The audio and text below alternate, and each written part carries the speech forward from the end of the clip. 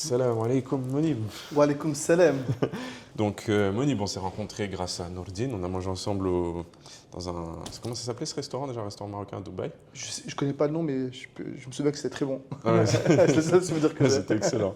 Alhamdulillah. Et donc on s'est rencontrés dans ce restaurant-là. Et puis donc j'ai appris que tu avais non seulement bossé dans les ads, mais en plus tu avais bossé dans une des rares boîtes de France qui fait du growth, du vrai growth hacking, dans la définition, on va dire, Silicon Vallesque du terme, parce qu'en France, il y a beaucoup d'imposteurs sur le growth, malheureusement. Et du coup, le chiffre impressionnant qui décrit bien le personnage, c'est que tu as généré autour de 250 millions de chiffre d'affaires pour tes clients et que tu étais un des plus gros ad spenders d'Europe, donc dépenseurs en ads d'Europe.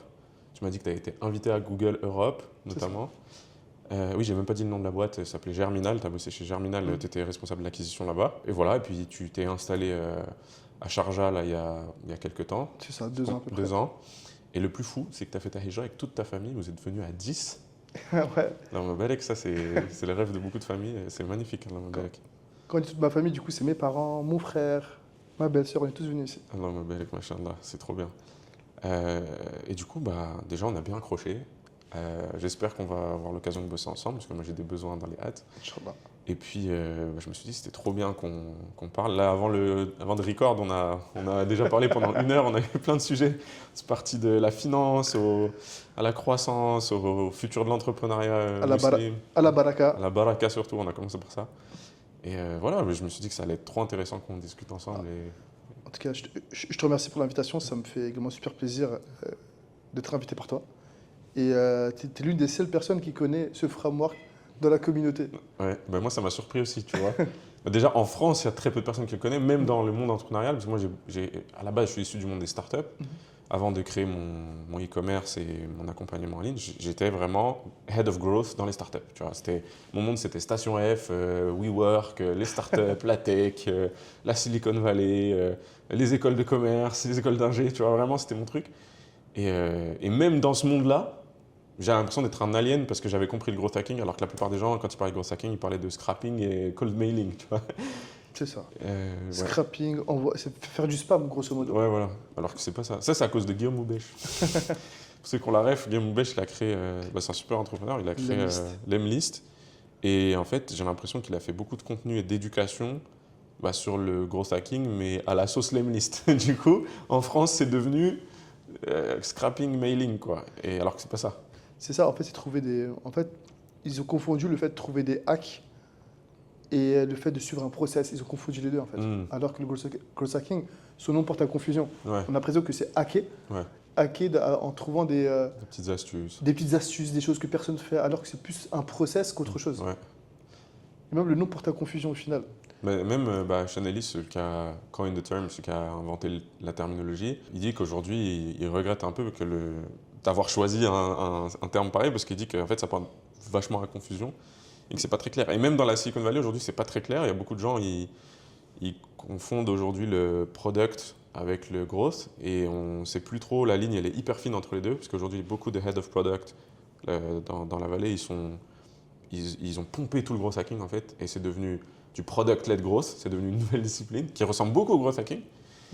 Et du coup, c'est flou, quoi. C'est devenu un peu flou. Pour toi, ça c'est intéressant. Je pense moi, je trouve que j'ai lu des tonnes de livres business. J'ai testé plein de domaines dans le marketing, dans le business en ligne, dans les startups et tout ça. Et pour moi, c'est un truc, quand j'ai découvert ça, ça m'a mis une claque, j'ai eu une épiphanie. Je me suis dit, mais what? Mais c'est incroyable comme modèle. Est-ce que tu peux expliquer pourquoi ce modèle-là, pour toi, est-ce que pour toi, déjà, il est aussi impressionnant que pour moi? Parce que moi, c'est juste un modèle incroyable. Et est-ce que tu peux expliquer pourquoi il est incroyable et qu'est-ce que toi, tu comprends du modèle, du coup? Je vais donner mon avis, simplement, je vais revenir sur une petite précision. Je n'étais pas responsable acquisition chez Germinal, je gérais toute la communauté sur l'acquisition. J'ai une grosse communauté, donc tous les entrepreneurs qui posaient des questions sur l'acquisition, c'était moi qui faisais ça. Qui répondait à ça. Je suis même intervenu en conférence chez eux quand ils avaient leur communauté l'antichambre. D'accord, je ne connaissais pas. L'antichambre. En fait, pour moi, ça, c'est un modèle qui qui te résume. En fait, les modèles et frameworks, au final, ça synthétise comment réussir. Et en fait, on connaît beaucoup de frameworks, par exemple le copywriting, comme AIDA, tu vois, il y a beaucoup de frameworks pour réussir dans des domaines spécifiques. Et en fait, ce modèle, le Pirate Funnel, ça te donne des clés de comment monter une boîte au final, tu vois. Comment craquer un business. Et c'est ça qui est impressionnant. Et en fait, ça te permet, quand tu comprends bien ce modèle, de transformer tes clients en vendeurs. Ça te permet de voir où sont tes erreurs. Et ça te permet de transformer un client en ambassadeur. Et au final, même si tu le fais bien, si tu attends, on va dire, l'apogée de ce modèle-là, au final, ton entreprise fera une croissance sans que tu aies besoin de plus rien investir. Parce que si le référent, par exemple, un client t'apporte plusieurs clients. Oui, c'est exponentiel par nature. Ouais. Par nature. Ça devient du pur organique. Tu auras un problème de riche. C'est recruter, etc. C'est ça. Et c'est ça en fait qui est fou. Ah oui, mais tu me disais tout à l'heure, tu avais des exemples de boîtes. Leur problème, c'est qu'elles avaient trop de croissance, ils étaient incapables de gérer leur croissance, quoi. C'est ça. Qu'elles ne pouvaient pas recruter, ils n'arrivaient pas à processiser, qu'en fait. Ouais, ok. En fait, il y a parmi un exemple, c'est que j'ai parlé à un frère qui est en Belgique. Et en fait, c'était une boîte en fait, qui faisait des photobooths, mais façon miroir. Et ils avaient tellement de demandes qu'ils n'arrivaient plus à gérer et qu'ils n'arrivaient plus en fait à livrer à temps. Ils n'arrivaient même plus à faire les factures, pour te dire. Et du coup, eux, ils avaient un problème de structuration. Et justement, avec ce funnel, tu vois où est ton problème. Est-ce que tu as une problématique de rétention, une problématique de NPS, et tu sais quoi corriger. Et du coup, il y a un autre frère qui a pris des parts à l'intérieur. Il a simplement mis en place un petit Excel avec un Zapier, Spreadsheet et Notion. Et le chiffre d'affaires a monté de 50% en un mois. Ah ouais, c'est faux. C'est aussi simple que ça. Et toi, tu le vois comment, le growth? Alors moi, je le vois de manière, on va dire, très méthodique, parce que j'ai lu plein de livres sur le domaine. Enfin, il n'y en a pas beaucoup, mais on va dire, j'ai lu la plupart des livres sur le domaine et je suis tous les gros hackers qui créent du contenu, tu vois, sur Substack, tout ça, ou des podcasts et tout. Pour moi, c'est simple. Il y a 4 choses dans le growth. Il y a le framework, donc framework pirate, framework art. Il y a la logique exponentielle par nature, d'accord ? Il y a la meilleure méthode d'idéation et la meilleure méthode de test. D'accord ? Pour moi, c'est ces 4 trucs-là. Donc, framework, c'est quoi ? C'est framework art, donc pirate. Donc, framework art, c'est acquisition, activation, rétention, référentiel, revenu. Et donc, là, ce framework, pourquoi il est fou ? Moi, je l'explique comment. Je dis qu'il est fou parce qu'il y a un truc que j'avais appris quand je faisais les candidatures pour les cabinets de conseil. C'est le genre de truc que tu fais quand tu fais une école de commerce. Tu vas pour candidater dans les cabinets de conseil en strat. Et j'avais appris avec un frère qui avait bossé chez Bain & Company. Il m'avait dit, voilà, il faut que tes frameworks, quand tu analyses des problèmes complexes, ils soient MICI. Alors, MICI, je me dis, c'est quoi MICI ? Ça veut dire Mutually Exclusive, Collectively Exhaustive. Donc, en français, c'est MUSE, mutuellement exclusif, collectivement exhaustif. En gros, ça veut dire quoi ? Ça veut dire que non seulement tes parties, donc là, en l'occurrence, on a 5 parties, il faut qu'elles ne se chevauchent pas. C'est-à-dire qu'il n'y ait pas des choses que tu peux catégoriser dans 2 parties en même temps ou 3 parties en même temps. Et en plus, il faut que les 5 parties, enfin que toutes tes parties, elles soient collectivement exhaustives, c'est-à-dire elles regroupent l'ensemble du sujet. Et nous, en l'occurrence, le sujet, c'est quoi ? La croissance. Donc là, ce qui est fou avec ce framework, c'est qu'il est MICI, c'est-à-dire qu'il englobe, aucune partie ne se chevauche. C'est-à-dire que si tu élimines une partie comme étant pas un problème, tu ne vas jamais retrouver un problème qui va se retrouver dans cette partie. Donc ça permet de vraiment cibler les contraintes dans ton business et d'aller direct à l'essentiel et de se focus sur ce qui ne va pas. Et en même temps, tu es sûr que tu traites tout le sujet de la croissance de ton business avec ces 5 parties. C'est ça qui est fou, tu vois. Donc ça, c'est la première chose. Deuxième chose, j'avais dit exponentielle par essence. Pourquoi ? Parce qu'en fait, vu que c'est on appelle ça parfois le funnel aussi art ou le tunnel art, c'est parce qu'en fait, non seulement c'est un framework MICI, mais en plus, c'est une succession. C'est-à-dire que c'est une suite logique. C'est-à-dire l'acquisition, elle vient avant l'activation, qui vient avant la rétention, qui vient avant le referral, qui vient avant le revenu, tu vois. Et donc, en fait, si on a des indicateurs de performance dans tous les domaines, il suffit qu'on améliore de 1 petit % l'acquisition, 1 petit % l'activation, 1 petit % la rétention, 1 petit % le referral, 1 petit % le revenu. Et en fait, c'est exponentiel parce que c'est 1% fois 1% fois 1% fois 1% fois 1%. Et après, du coup, pour ce qui est de l'idéation et le test, en fait, c'est ce qu'on appelle le growth cycle, tu vois, le cycle de croissance. Tu as analyse, idéation, priorisation, test. C'est 4 phases. Analyse, bah, c'est analyse des KPI, des indicateurs de performance. Donc là, tu vas lister, je sais pas, je dis n'importe quoi, 50 KPI par partie du framework, 50 dans l'acquisition, 50 dans l'activation, etc. Donc ça nous fait, là, 5 fois 50, ça nous fait 250 KPIs par exemple. Sur chacune de ces KPIs, tu vas générer des idées, tu vas dire, bah, tiens, comment je peux améliorer tel KPI? Comment je peux améliorer tel KPI?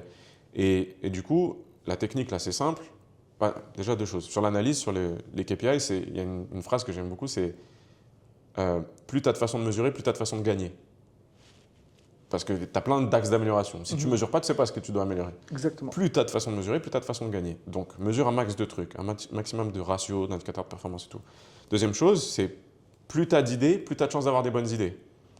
Tu vois? Ou le meilleur moyen d'avoir de bonnes idées, c'est d'avoir beaucoup d'idées. Tu vois, sur les KPI, par exemple, tu vois, Ouais. sur les KPI, il y a une problématique que je vois, c'est que, en fait, il y a beaucoup de KPI qu'on appelle des vanity métriques. Oui, oui, effectivement. Ouais. Il faut faire attention à ça. Et pour moi, je suis beaucoup plus partisan d'avoir peu de KPI. Parce qu'en fait, j'ai l'impression que, en tout cas, tout dépend de quel niveau de maturité tu as. Un KPI doit en découler une action. Si c'est un KPI que uniquement tu peux observer, que tu ne peux pas agir dessus, pour moi, c'est un KPI qu'il ne faut pas regarder. Ouais, bah, justement, dans un livre qui s'appelle Product-Led Growth de Wes Bush, il explique la différence entre les vanity metrics et les KPIs, les indicateurs de performance. Vanity metrics, en fait, c'est vraiment mesure de vaniteuse, c'est-à-dire c'est juste pour se faire saucer. Bah, j'ai fait tant de chiffre d'affaires. Ouais, je disais, une fois, je disais à mes élèves, la Poste, est-ce que si je vous dis la Poste, elle fait 5 milliards de chiffre d'affaires, c'est une bonne performance? Évidemment, ils ont dit oui, oui, oui, génial. Sauf que tu sais pas. En fait, il y a peut-être des boîtes, elles font 1 million de chiffre d'affaires, mais c'est 100% de profit. Et la Poste, peut-être, elles sont peut-être en perte. Tu vois? Bref. Et du coup, ouais, vanity, ouais, il faut savoir distinguer. Et du coup, bah, un des arguments, une des méthodes, c'est déjà, ça doit être un ratio. Parce que tu compares deux choses. Justement, ça mène forcément à une action.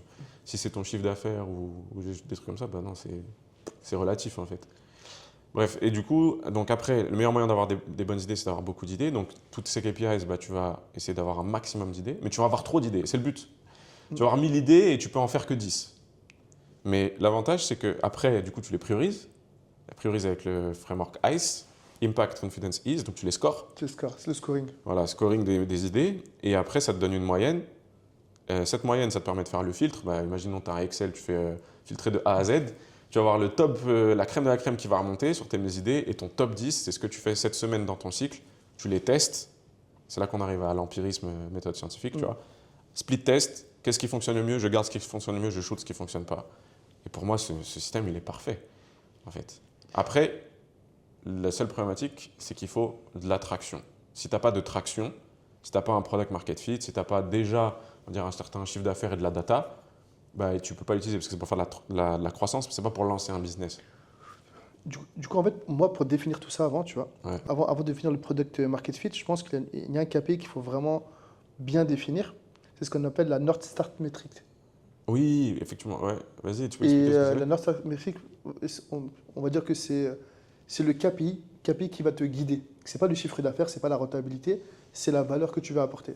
Par exemple, Amazon, ça ne va pas être le nombre de commandes. Eux, ils ont un KPI, ça va être le nombre de personnes qui s'inscrivent sur Prime, par exemple. Ouais, parce que c'est la priorité numéro 1 de leur business. C'est la priorité. C'est quelle est la chose la plus importante?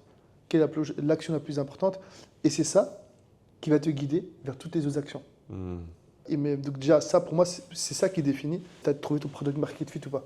Du coup, tu définis qu'est-ce que tu veux, quel est ton plus grand KPI. Pas en termes de chiffre d'affaires, pas en termes de rentabilité, tu fais ça. Et après, tu priorises même les objectifs que tu mets en place. Il faut utiliser un autre framework qui est très connu, de type SMART. Des objectifs qui soient bien timés, un objectif doit être précis. Ça ne doit pas être un objectif qui doit être flou. Et tu as une panoplie de frameworks à utiliser pour créer la méthodologie growth.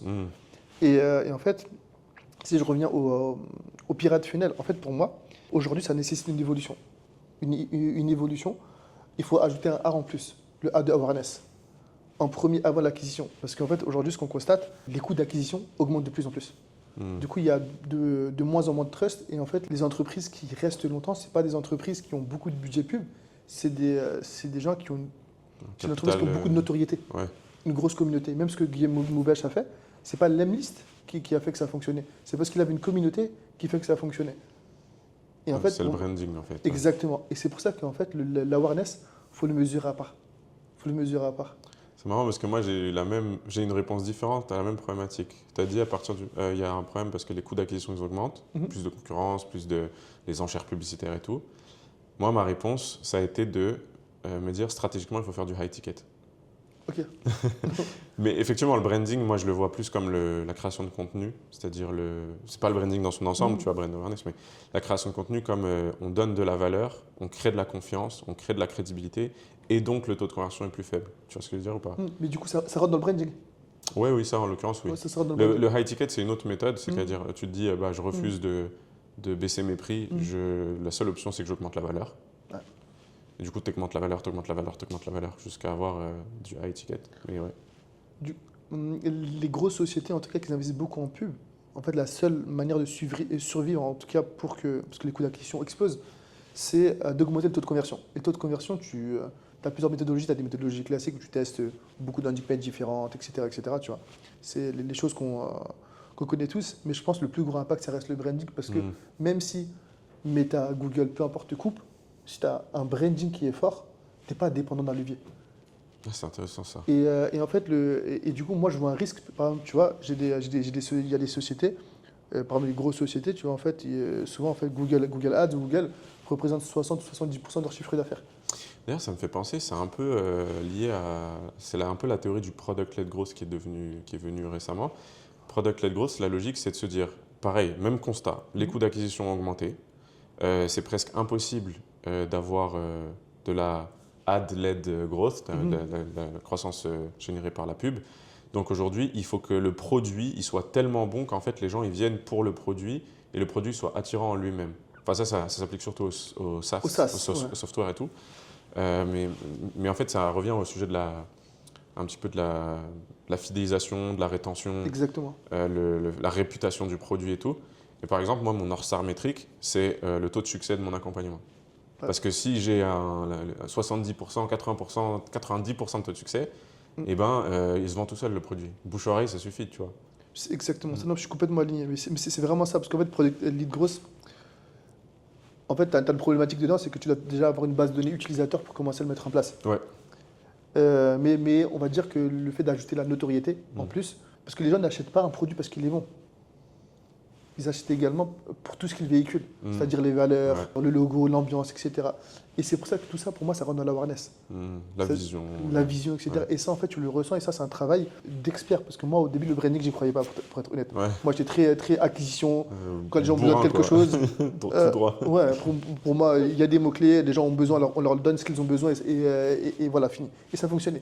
Aujourd'hui, on est obligé d'évoluer avec son temps. Et j'ai rencontré en fait un frère qui lui en fait disait que il arrive à donner des émotions ou il arrive à transmettre des valeurs grâce au branding. Et j'arrivais pas à le conceptualiser, tu vois. Et après bon, on a fait le test ensemble. Je lui ai dit que ok, du coup ma valeur c'est la sécurité, c'est la confiance, c'est la nature, etc., etc. Donc en fait, et c'est comme ça que j'ai craqué ma conciergerie Airbnb en fait. Pourquoi c'est important? Je reviens un peu en arrière. C'est qu'il y a beaucoup de secteurs dans lesquels le service se ressemble. Ouais, c'est commoditisé, quoi. Exactement. Ouais. Par exemple, entre deux conciergeries, entre deux taxis, entre... Ouais, c'est la même chose, c'est pas fondamentalement Exactement. Ouais. Donc c'est soit tu fais la guerre des prix, ou soit tu attaques le côté émotionnel. Parce que l'humain n'achète pas d'une manière logique. En fait, il achète d'une manière émotionnelle. Et il rationalise a posteriori. Puis rationalise, parce que quand tu vas, par exemple, c'est surtout les femmes qui font ça, quand ils vont dans un magasin... Et même nous, quelquefois, quand je veux m'acheter, j'ai vu les dernières lunettes Ray-Ban, je me suis dit, ouais, en fait, elles sont bien. Et du coup, j'ai commencé à rationaliser pourquoi je pourrais en avoir besoin. Après, j'ai commencé à justifier. Et justement, le branding, sur des marchés saturés, c'est encore plus important. Parce que c'est ça qui te différencie. Et moi, c'est ce que j'ai fait sur la conciergerie Airbnb. Quand on voyait la conciergerie Airbnb, on avait directement cette confiance et c'était comme si tu étais à l'hôtel, en fait. L'ambiance de tout le site, tout mon branding, c'était comme si tu étais à l'hôtel. Et c'était rassurant en fait. Je venais de démarrer, du coup, c'est là où je suis passé de 5 logements à 60 en moins de 3 mois. Ça veut dire que du coup, j'ai implosé parce que je suis allé trop vite. Ça, c'est un autre problème. Mais les gens nous comparaient avec les plus grosses boîtes mondiales. Ils nous appelaient, ils disaient, ouais, on vous a contacté, vous, Guest Ready et un autre. Guest Ready, c'est les leaders mondiaux, juste uniquement à cause de ce branding-là. Branding carré et fort en ads, quand même. Faut pas oui, c'est ça. Ouais. Mais en fait, je faisais de l'ads. Mais le branding rassure en fait. Oui, bien sûr. En fait, il disait, tu n'avais pas besoin n'avais pas besoin de lire pour sentir une ambiance, tu vois. Ouais. Et c'est Ouais, ça qui t'es fait la différence. crédible C'est from ça. scratch. Ouais. C'est pas simplement le fait d'être beau, c'est vraiment, ça inspire confiance. Et ça, je trouve que c'est là que j'ai compris le pouvoir du branding, tu vois. Ah, c'est fou. Et si je reviens sur un autre truc, après, c'est ma propre vision, elle peut te challenger, tu vois. Pour moi, l'indicateur clé de succès pour savoir si une société fonctionne bien, c'est est-ce que sa recherche marque augmente tous les ans ou pas. Ouais, je l'aurais dit autrement, mais pour moi, c'est le bouche-oreille, ouais, c'est ça. C'est qu'en fait, tu la recherches, tu recherches son nom, quoi. Tu la C'est ça. connais et tu vas la Exactement. chercher toi-même.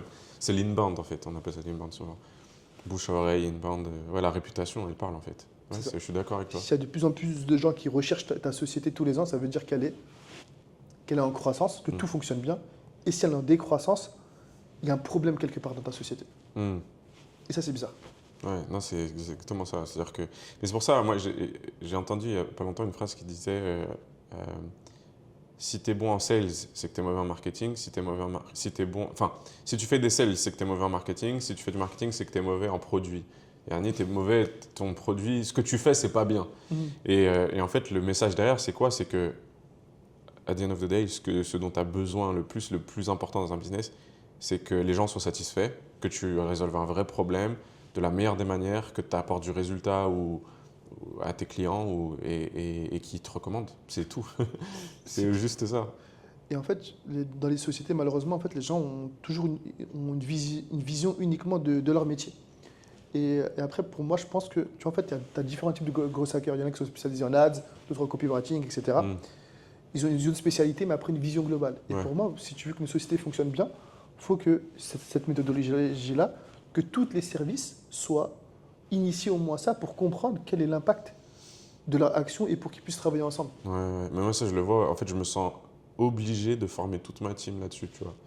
Même mon frère, il est dev. Il y a beaucoup de... Souvent, justement, dans le gros, on marie la data, le design, UX, tout ça, le marketing et le dev. Il y a peut-être d'autres choses que j'ai oubliées, mais on peut rajouter sales à la rigueur. Et aujourd'hui, même content, la création de contenu, c'est devenu un vrai truc. Mais ouais, en fait, quand les gens ils comprennent vraiment bien la logique, ils comprennent tout de suite leur place et comment apporter un maximum de leur valeur dans le système. J'avais lu, c'est que ça c'était intéressant, c'était que la plupart des équipes ne sont pas motivées, pas parce qu'elles ne savent pas bien travailler, qu'elles n'ont pas les compétences, c'est simplement qu'elles ne comprennent pas l'apport. Ouais, tu sais pas, ouais, en anglais ils disent move the needle, tu sais pas comment tu fais bouger la jauge, quoi. Exactement. Et là, le fait de traquer tes KPI, c'est vrai que tu vois tout de suite ton impact. Et ça, c'est valorisant. Et je pense qu'en fait, le fait de valoriser ces équipes dans une boîte fait que les gens sont beaucoup plus motivés. Tu sais que tu as un réel apport, tu n'es pas une personne qui est éjectable. En fait, tout le monde est remplaçable, mais en fait, ça te donne... Après, de toute façon, tu fais plus rien qui n'est pas lié à l'amélioration d'une KPI. Et c'est ça qui est intéressant aussi. Exactement. C'est pas juste tu fais, moi je fais ça. Bah non, tu fais pas ça. Tu apportes du résultat. C'est-à-dire, on cherche un truc à résoudre et un problème à résoudre. Et tu vois, je le vois beaucoup dans la création de contenu, malheureusement. Tu vois, quand je parle beaucoup à des gens qui font du community management, je dis, c'est quoi les KPI? Ouais, je vais faire 5 posts, je vais faire 6, ça. Je dis, mais non, tu vois. Ouais, on s'en fout de ce que tu fais, c'est le résultat qui compte. C'est le résultat. Du coup, c'est quoi les KPI concrètement? Du coup, ouais, on a augmenté les likes, mais quel est le taux d'engagement? Quel est ça? Quel est le nombre de leads que tu as apporté? Vraiment avoir cette approche qui est mathématique et tout ce qui ne se mesure pas ne peut pas être optimisé. Et l'inverse également, tout ce qui s'optimise, c'est tout ce qui est mesurable. Il faut tout mesurer. Ouais, moi je disais justement aux élèves dans mon accompagnement que le meilleur moyen, il y en a qui font du SMMA, par exemple, social media, comme ça, exactement ce que tu viens de dire. Il y en a un qui fait de l'UX, par exemple, et je leur ai dit, et du branding, en l'occurrence, et je leur ai dit, le meilleur moyen de vendre ton produit facilement, ton service facilement, c'est d'être héroïste, c'est-à-dire vendre un retour sur investissement. C'est que tu cherches à avoir du résultat, ton but, ça doit être simplement, je vais tout droit au résultat. Je sais pas, je fais du contenu, c'est pas, je fais ton branding, c'est je fais tout ce qui est en mon pouvoir avec mes compétences, avec ma perspective du business pour t'apporter du résultat, augmenter ton chiffre d'affaires ou ton bénéfice. ROI, du retour sur investissement. C'est ça que tu vends. Certes, tu as ton skill set, tu as tes outils, tu as tes façons de faire, tu as ton approche, ta perspective, mais si tu ne vends pas du résultat, tu vends du vent en fait. C'est ça. Et puis même, tu ne seras pas capable de capter autant de valeur parce que on parlait de la création de valeur et de la captation de valeur tout à l'heure. En fait, c'est quand tu es capable de mesurer combien tu crées de valeur que tu es aussi capable non seulement de t'améliorer, mais aussi de légitimer, je prends beaucoup de valeur. Je te ramène 100 000 euros, vas-y, je prends 10 000, 15 000. Normal, tu vois, voire plus. C'est exactement ça. Bah, tu vois, je parlais à une personne en fait, qui est photographe et qui fait des vidéos avec des grandes stars ici. Hmm. Mais lui, sa problématique, il fait des vidéos, il fait des photos, mais derrière, c'est tout. Hmm. Et il ne se différencie pas forcément. Bah, il a son branding parce qu'il est connu. Mais derrière, je lui ai dit, regarde, si aujourd'hui, et lui, naturellement, il m'a dit, ouais, en fait, ce qui manque, c'est qu'en fait, il y a des vidéos que je fais très bien, mais il n'y a personne qui les regarde. Tu vois, et je lui dis, et si tu pouvais vendre un résultat? Hmm. Lui, si tu disais que, ok, je te fais ta vidéo et je te garantis 100 000 vues Ah qualifiées, ouais, stylé. et tu payes un fixe 300-400 euros par mois. Il m'a dit, c'est une dinguerie. Et en fait, c'est pour ça qu'il faut avoir la notion de KPI, regarder comment on peut valoriser son travail. Hmm. Et là, j'ai allié du coup, sa compétence avec ma compétence Google Ads, parce qu'il faisait des vidéos YouTube. Et moi, je peux calculer le CPM et je sais combien est le coût par vue. Du coup, ça veut dire que si quelqu'un paye, je sais pas, 300 ou 400 euros par mois en fixe, je sais combien je vais mettre en ads et je sais combien je vais combien je vais prendre en frais de gestion. Hmm. Et s'il lui manque les vues que je lui ai garanties, bah, je mettrai un peu plus en ads. Ouais. Mais je me laisse une marge de manœuvre. Hmm. Et je suis en train de monter ce produit-là. Et ça veut dire qu'en tant que maintenant, après, un photographe qui vient et te dit, OK, tu as plusieurs options. Tu as ce pack-là où je te garantis 10 000 vues. Tu as ce pack-là, je te garantis 100 000 vues. Tu as ce pack-là, je te garantis 1 million de vues. Qualifié, etc. Hmm. Ouais, les garanties aussi, c'est La- fort. Ouais. La discussion, elle est autre. Tu vois. Oui, bah oui, tout de suite, tu vois tout de suite la valeur. Tu vas tout droit au bénéfice, en fait.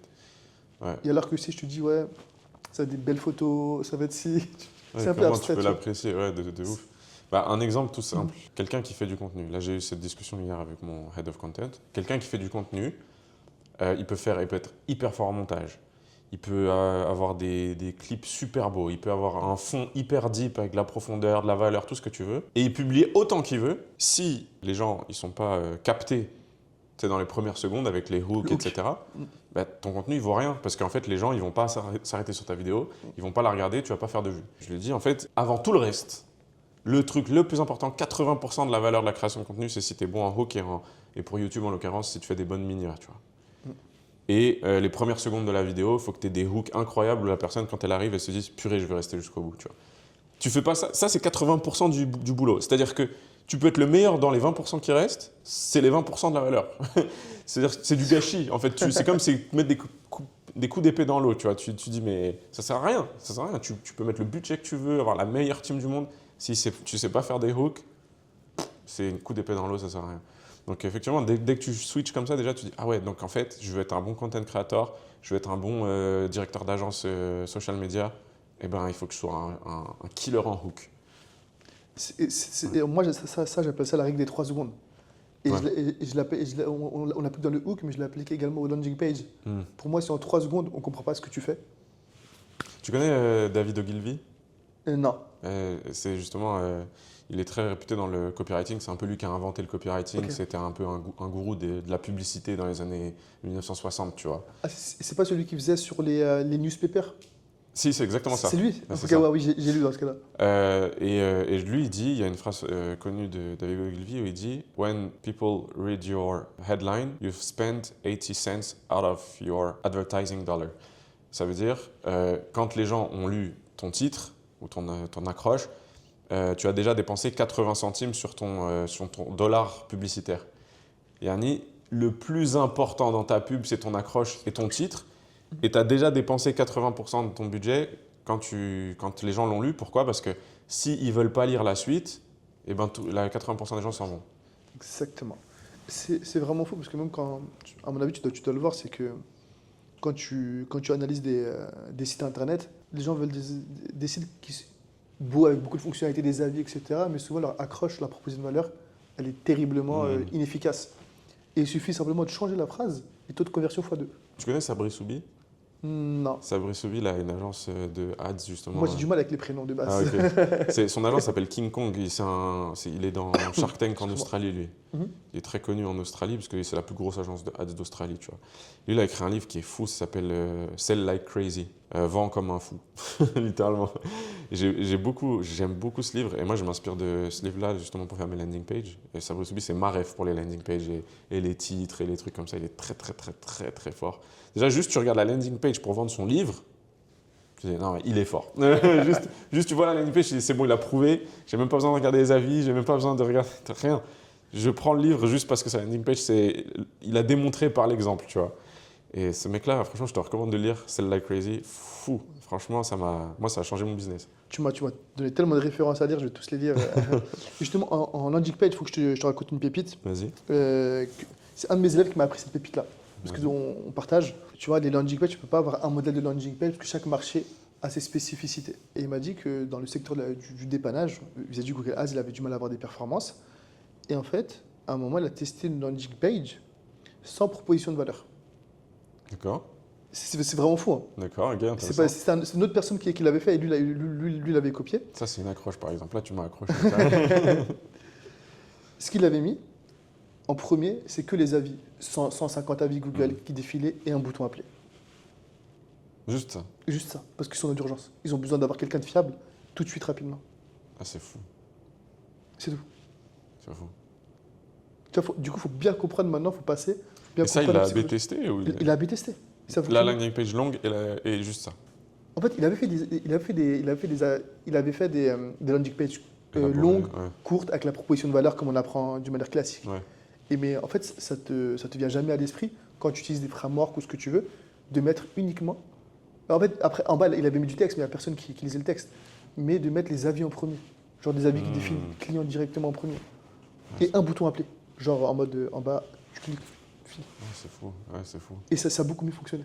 C'est marrant. Et si je reviens aux outils, tu vois, pour moi, je critique un peu, pas critique, je trouve que les outils c'est important. Quand tu utilises un outil, ton esprit se limite à la limite de l'outil. Oui, alors, je sais pas où tu veux en venir et qu'est-ce que tu vas développer derrière, mais ça me fait penser à un truc, moi, c'est l'ordinateur. Ça fait à peu près un peu plus d'1 an que je suis revenu à l'analogue, c'est-à-dire au papier. Et que j'utilise un max le papier, le stylo, tu vois, pour quand j'essaie de poser mes idées, etc. Pourquoi ? Parce qu'en fait, tu n'as pas la contrainte logicielle. Tu vois, en gros, le logiciel, il te contraint, il te met une boîte dans laquelle tu dois penser. Quand tu écris, tu es limité, tu ne peux pas faire des dessins en même temps. Ou alors, si tu fais des dessins, c'est sur un logiciel d'une certaine manière. Et là, sur le papier, en fait, tu as une liberté, une simplicité. Tu vois le monde en 3 dimensions, tu vois. Et ouais, du coup, tu voulais en venir où ? Je suis d'accord à 100%. C'était exactement ça. C'était par exemple, tu vois, on parlait du modèle du pirate funnel classique, mais simplement le fait d'ajouter une ligne awareness fait que ça change complètement ta manière de penser, tu vois. Et en fait, pour moi, c'est bien d'avoir des outils pour te structurer, mais il faut faire attention à ne pas s'enfermer dans cette boîte-là, tu vois.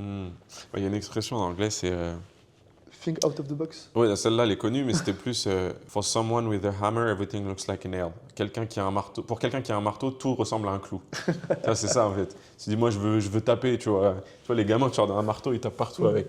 Là, c'est pareil. Quand tu regardes tout le temps le même framework, effectivement, tu penses qu'à travers ce framework. Exactement. Et du coup, en fait, tu es conditionné à une certaine manière de faire. Du coup, c'est intéressant de voir plusieurs modèles différents. Et même, quelquefois, de sortir du modèle. Sortir et ne plus utiliser ce framework-là. Parce que moi, je l'ai beaucoup fait. De ne plus l'utiliser. Pour justement laisser parler ce côté créatif, tu vois. Parce que par exemple, si j'utilisais uniquement les frameworks, par exemple les frameworks de copywriting, il n'y a personne qui dit de mettre les avis en premier. Ouais. Tu vois. Ouais, je vois. Non, c'est vrai. Oui, puis oui, effectivement, il y a des trucs il faut tester. Et puis même, moi je dis souvent à ma femme, l'entrepreneuriat, quand tu fais de la croissance, tu crées du chaos. C'est ce que je veux dire ou pas ? C'est que tu crées du chaos, tu fais des choses que tu n'as jamais faites, tu ne sais pas trop ce que tu fais, tu es un peu à l'arrache, et après tu organises le chaos. Moi, le gosse, je le vois de cette manière-là, c'est la manière d'échouer le plus rapidement possible. Ah ouais, j'aime bien ça, j'aime beaucoup. Pour moi, un expert, ce n'est pas quelqu'un qui sait tout, ouais. C'est quelqu'un qui a échoué tellement de fois, qui a fait tellement d'erreurs, que maintenant, il ne les refera plus. Il a compris, ouais.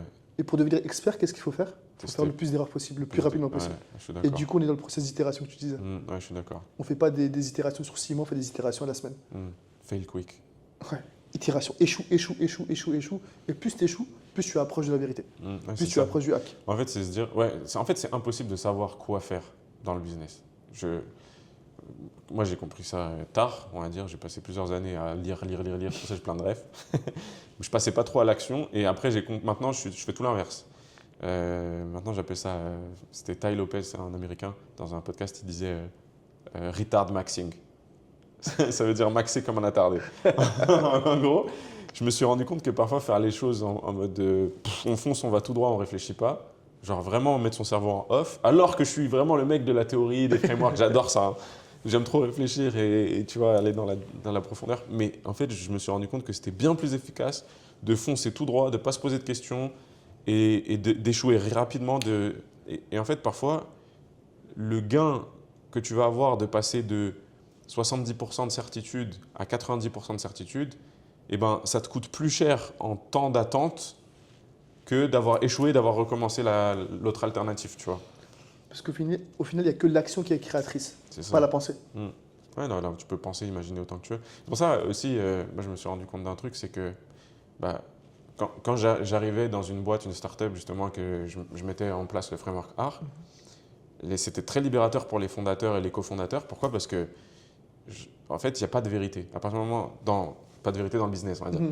À partir du moment où tu es dans une logique où bah, tu as une idée, tu la testes, bah, il n'y a plus besoin de débattre.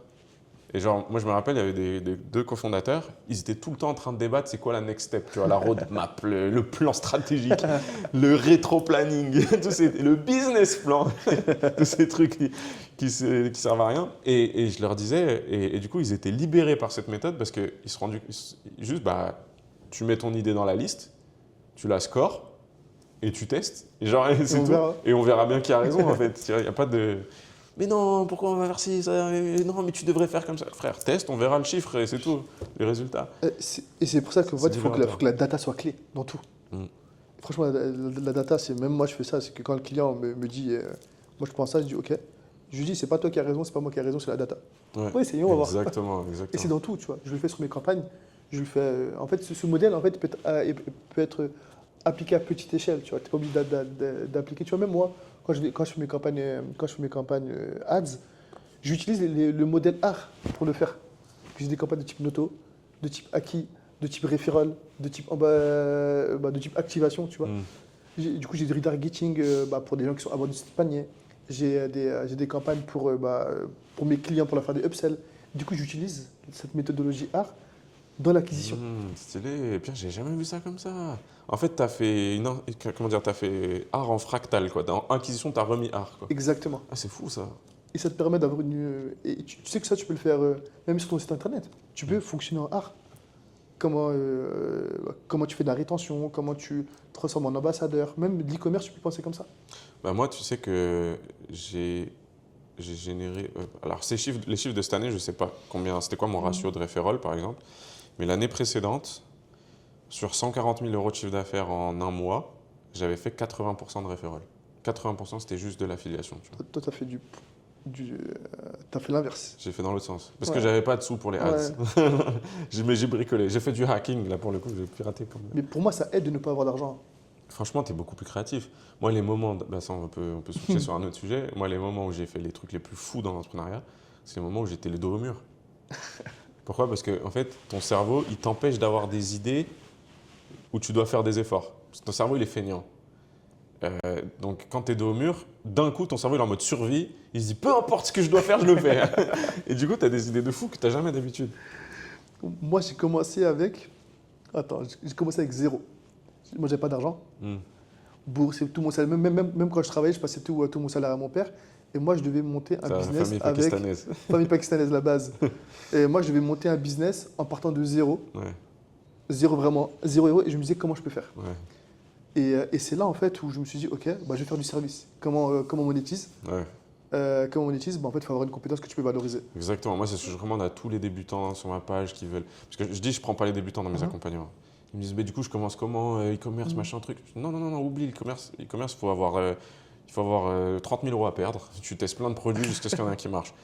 Commence par du service, tu te formes sur un skill, tu deviens tellement fort, tu deviens super fort et après, tu commences à faire des expériences et là, tu as un business. C'est là que tu gagnes. Et après, j'avais gagné un tout petit peu à l'époque avec Malte, ça venait de commencer. Ça ne s'appelait pas Malte, ça s'appelait autre chose, j'ai oublié.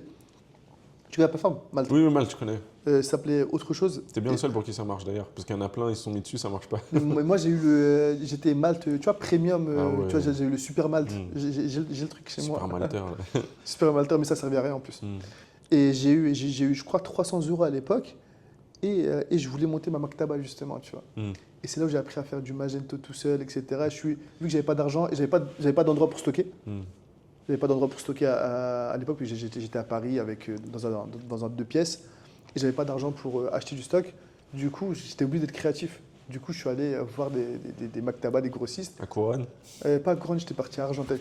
Ah oui, Argenteuil, c'est où il y a les gros stocks Ouais. de Saba et tout ça. Là. C'est ça. Et Et du de coup, l'Albeina. exactement, je suis parti voir Albaina. Ouais, Et Bilal. je lui avais demandé à l'époque, et le dropshipping, c'était pas connu. Mais en vrai, je faisais comme du dropshipping, je lui dis, est-ce que, du coup, je peux mettre ton stock sur mon site, et dès qu'il y a une vente, bah du coup, je peux j'ai ma commission à l'intérieur, quoi. Ouais. Et il m'avait dit, ok, c'est comme ça que j'avais démarré.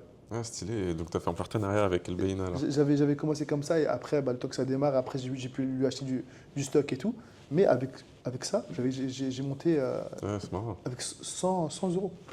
Ah ouais, stylé. 100, parce que j'avais 300, du coup 200 euros cadeau, c'était cadeau et 100 euros c'était dans ma poche. Moi, mes premiers stocks, mon tout premier, justement, mon business principal, mon tout premier stock, c'était pas le mien, c'était mon beau-frère. Il s'est retrouvé avec du stock sur les bras en trop parce qu'il avait un client qui lui a pas tout acheté. Tu vois, genre, dernière minute, il a annulé 600 exemplaires, 600 unités. Il me dit, oh, on est dans la galère, fais-nous un site vite fait, s'il te plaît, fais un truc et tout, bricole un truc. Donc moi, je bricole un truc, on devait en vendre 600, j'en vends 13. Bon, j'ai sauvé l'honneur, j'ai aidé mon beau-frère, tu vois ce que je veux dire. Donc j'ai pas eu besoin de stock. Sauf que l'année d'après, je fais une campagne WhatsApp, juste sur WhatsApp. Hein. Je fais pas d'ad's, rien du tout. Pareil, pas de budget, rien du tout, je bricole. Sur WhatsApp, je fais 17 000 euros en 2 semaines. C'est énorme. D'accord? Ouais, c'est énorme. Moi, j'étais choqué. Je me suis dit, wow, trop puissant. Et j'ai vendu à 104 personnes. Donc cette fois, j'ai fait 104 ventes. Je sais plus si c'était. Je suis toujours avec mon beau-frère, je crois. Et l'année d'après, du coup, j'avais toujours pas de thunes. Et là, cette fois-ci, j'avais eu un nouveau fournisseur, parce que mon beau-frère l'avait a plus ou moins arrêté. Un nouveau fournisseur, mais cette fois-ci, lui, il m'a fait. En fait, j'ai payé juste un acompte. Et du coup, l'acompte, c'est comme tu prends une quantité, tu t'engages sur une quantité, par exemple 200, mais tu dis, je te paye que 25%, tu vois. Et l'argent, je l'avais même pas. Donc j'ai emprunté, j'étais pire, j'étais endetté. J'ai emprunté de l'argent parce que je dis, l'année dernière, j'ai vendu 20 000 euros 17 000 euros sur WhatsApp. T'inquiète, on va faire le shit, t'inquiète, ça va le faire. Et donc, du coup, ça a donné un peu confiance aux gens. Ils m'ont prêté de l'argent, j'ai pu poser la compte. Et du coup, j'ai leverage, on va dire, le fait que mon fournisseur m'a dit, tu me payes après que tu aies fait toutes tes ventes, tu vois. Par contre, tu fais pas toutes tes ventes, Tu me dois quand même. tu payes quand même. Tu n'as pas fait tes 200 ventes, tu te débrouilles, tu vas me chercher l'argent, tu vois. Donc c'était risqué, mais ouais, j'ai fait comme ça. Et c'est comme quoi, c'est que quand tu es au pied du mur que tu arrives à t'en sortir. Et tu dis, de toute façon, j'ai pas le choix. Je suis endetté, il faut que je trouve des sous, frère, c'est ça ou rien, tu vois. Mais, et j'ai l'impression que c'est là où la France t'asphyxie avec les aides. Ah oui, alors pour moi, il y a 2 problèmes. Les aides et les impôts, pourquoi? Il y a 2 problèmes. Les aides, le problème, c'est que, tu vois, je me suis retrouvé au tout début de ma carrière, j'étais au chômage. Et pour moi, travailler, ça me coûtait plus cher que de rester au chômage. Pourquoi? Parce que je gagnais 1 000 euros de chômage de mon apprentissage, tu vois. Et un petit boulot, genre, j'avais trouvé un job de prof à mi-temps, qui était à 1h30 de chez moi. Donc déjà, faire le trajet, j'étais payé pareil. Donc en fait, pour moi, c'était plus rentable. Je l'ai fait quand même parce que, tu vois, pour ma dignité, on va dire, tu vois. Mais je me suis rendu compte, je gagne 1 000 euros par mois, pareil que quand j'étais au chômage, alors qu'au chômage, je foutais rien de la journée, tu vois. Bah, pourquoi tu devrais travailler au Mais final? le jour où tu te dis, ah mince, j'ai plus que 2 semaines, sinon j'ai plus de quoi manger, le paiement, mais là, tu te trouves des idées, tu es créatif, d'un coup, tu fais des trucs. Ça, c'est la première chose. Et les impôts, c'est l'autre, c'est l'inverse. C'est que l'État, il est, entre guillemets, il prend pas les risques avec toi. Genre, en gros, il n'a pas les pertes avec toi. Quand tu fais faillite, c'est pas lui qui rembourse tes dettes. Mais il mange avec toi. Mais il mange avec toi quand tu gagnes. Il mange plus que toi. Ouais, il mange plus que toi. Quand tu fais le calcul, il te prend 80%. Ouais, moi j'étais plus proche de 60, mais si 80 pour certains, c'est possible. Ouais. Mais tu sais pourquoi le 80? Non, vas-y. Du coup, tu as les 30% d'IS, impôt sur les sociétés. Tu as 30% sur les dividendes. Ouais. Ça fait 60%. Les 40% que tu as, quand tu achètes quelque chose, tu payes la TVA encore. Ouais, les 20%. Les 20%, Ouais, si tu calcules comme ça, ouais. L'impôt caché. Et c'est énorme en fait. Ouais, moi j'avais fait le calcul, en fait l'IMF, le Fonds monétaire international, FMI, il calcule les dépenses publiques.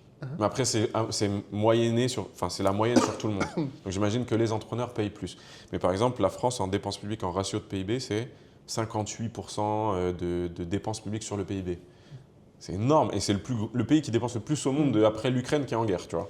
Et des micro-États, des îles du Pacifique ou je sais pas quoi. mais 60% du PIB, c'est l'État qui paye, tu vois. C'est-à-dire que grosso modo, en moyenne, on est imposé à 60% en France. Et j'imagine quand tu es entrepreneur, bah, c'est encore pire. C'est tellement. Tu dis, tu as galéré, tu t'es endetté, tu as perdu de l'argent, tu as pleuré, tu as perdu.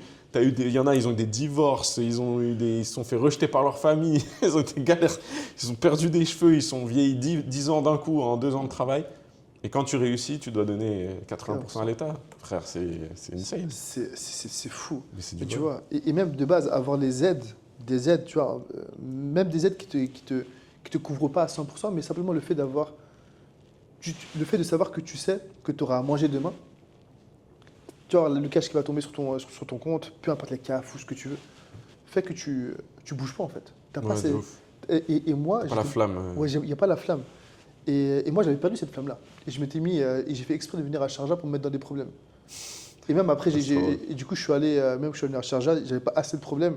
Du coup, j'ai cherché un problème simplement pour me motiver en fait. Hmm. J'y arrivais pas en fait. Ouais. Parce que j'avais ma femme, mes enfants, mes trucs qui tournent. Pourquoi tu veux que je fasse plus? Hmm. En fait, je voulais faire plus, mais quand Pourquoi mon fils faire? m'appelle, mais pourquoi faire en fait? Ouais, Et c'est soit il faut que tu aies une vision forte, ouais. ou soit il faut que tu L'ambition, te mettes dans des problèmes. Et du coup, moi, j'ai fait les deux. Je me suis mis dans des problèmes, ouais, et puis t'as cherché des nouvelles montagnes à gravir, quoi. monter à gravir, et j'ai retravaillé ma vision, le pourquoi en fait. Pourquoi, Ouais. le pourquoi d'un Ouais. entrepreneur est Je suis important. d'accord. Ça, c'est la vision, c'est important, de ouf.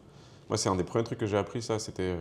avant d'être vraiment entrepreneur, j'étais beaucoup dans l'associatif, tu vois. Mhm. Et en réalité, j'étais un entrepreneur associatif avant de devenir un entrepreneur capitaliste, tu vois. J'ai créé une très grosse asso qui avait très bien tourné, alhamdoulilah, dans la da'wa étudiante et tout, tu vois. Et justement, la vision, c'est un des premiers trucs que j'ai appris. Et j'en parlais beaucoup, justement, avec un ami pakistanais. On était obsédés de ce sujet-là. Et quand tu comprends ton pourquoi, c'est puissant. Tu peux fédérer des gens autour de toi. Les gens, quand tu leur montres une vision, ils sont là, waouh. Ça revient au North Star métrique. C'est exactement ça. C'est l'étoile du berger, là. T'es là. Mais au final, tu fais une entreprise par rapport à ta vision. C'est pour ça que le fondateur est important. C'est-à-dire que j'ai ma propre vision, moi, parce que moi, en tant que personne, et ça, dans mon académie, par exemple, tu la vois. Et tu la vois également dans mon agence. Et tu la vois également, une autre partie de moi, tu la vois dans ma maktaba ou dans mes sites e-commerce, parce que c'est une partie de moi, c'est une vision que je veux donner. Mm. Et chaque business, à mon avis, c'est une partie de toi que tu veux atteindre, un objectif que tu veux atteindre qui est au-delà de l'argent, on en parlait de toute façon. Ouais. C'est pas l'argent que je veux atteindre, c'est la valeur, l'impact que je veux avoir. Parce que C'est exactement ce qu'il me disait par message Nourdine tout à c'est l'heure. vrai, Ouais.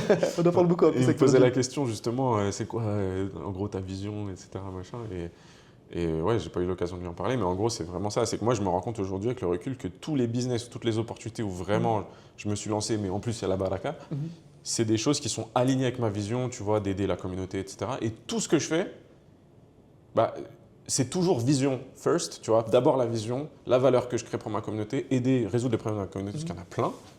Alhamdoulilah, tu veux être entrepreneur aujourd'hui, la communauté elle a besoin de plein de problèmes à résoudre. Et en fait, après, tu captes une partie de la valeur que tu crées, c'est tout. C'est exactement ça. Parce qu'en fait, c'est ce qu'on disait tout à l'heure, du coup en privé, c'est que si ton objectif en faisant de l'entrepreneuriat, tu vois, c'est toujours des gens qui sont attirés par le shiny object. Ouais. C'est le dropshipping la mode, maintenant c'est le bitcoin, maintenant c'est l'IA. Bref, ils vont aller d'étape en étape. Pourquoi? Pour gagner de l'argent. Mm. Oui, c'est ça leur vision. Ils veulent gagner de l'argent. En fait, il faut se poser la question, déjà, de toi, qu'est-ce que tu veux et dans quoi, à la ta facilité. Parce qu'il y en a peut-être que... parce qu'en fait, oui, on doit tous faire nos prières, on a tous des obligations religieuses, mais on est différents d'un point de vue compétence. Peut-être que moi, j'ai une compétence en acquisition, toi, tu as une compétence en growth, et un autre aura des compétences en ingénierie. En fait, tu seras... Le mec qui est très fort en ingénieur, il ne faut pas qu'il vienne dans les ads. Et moi, je ne suis pas très bon dans la médecine. Même la vue du sang, laisse tomber, ça me fait quelque chose. Moi, il ne faut pas que je me mette dans la médecine. Et ça veut dire que toi, tu dois comprendre quel impact tu vas avoir et sur quoi tu as été facilité. Il faut se donner à fond. Mm. Parce qu'à mon avis, on nous posera des questions par rapport aux bienfaits qu'on nous a donnés. Et pour moi, des bienfaits qu'on nous a donnés, c'est vraiment des visions personnelles, c'est également les compétences, le talent qui t'a été donné naturellement. Il faut faire du bien avec. Mm. Ouais, même, en fait, généralement, quand tu alignes, enfin, tu es aligné avec ton pourquoi, en fait, toute ta vie s'organise autour. C'est-à-dire que tes centres d'intérêt, tes curiosités, les domaines que tu as envie d'apprendre, les choses où tu te formes, les choses où tu lis, les choses que tu testes, eh ben, ça te fait monter en compétence dans des choses qui te permettent de te rapprocher de ta vision. Et ça qui est fort aussi avec la vision, c'est que ça aligne toute ta vie en fait. Et du coup, tu deviens meilleur à résoudre ta vision parce que tu es obsédé par ta vision non-stop et tout est lié en fait. Toute ta vie s'organise et tu as une harmonie de vie qui est folle. Et ce que tu as dit là, quand tu as dit les gens ils sont à la recherche du shiny object, en fait, avec le recul, je trouve ça un peu, pas ridicule, mais presque, parce que en fait, c'est des gens qui ont peut-être un mindset tu vois, de la rareté. Tu sais, le mindset, il faut aller chercher de l'argent où il y en a, il n'y a pas d'argent.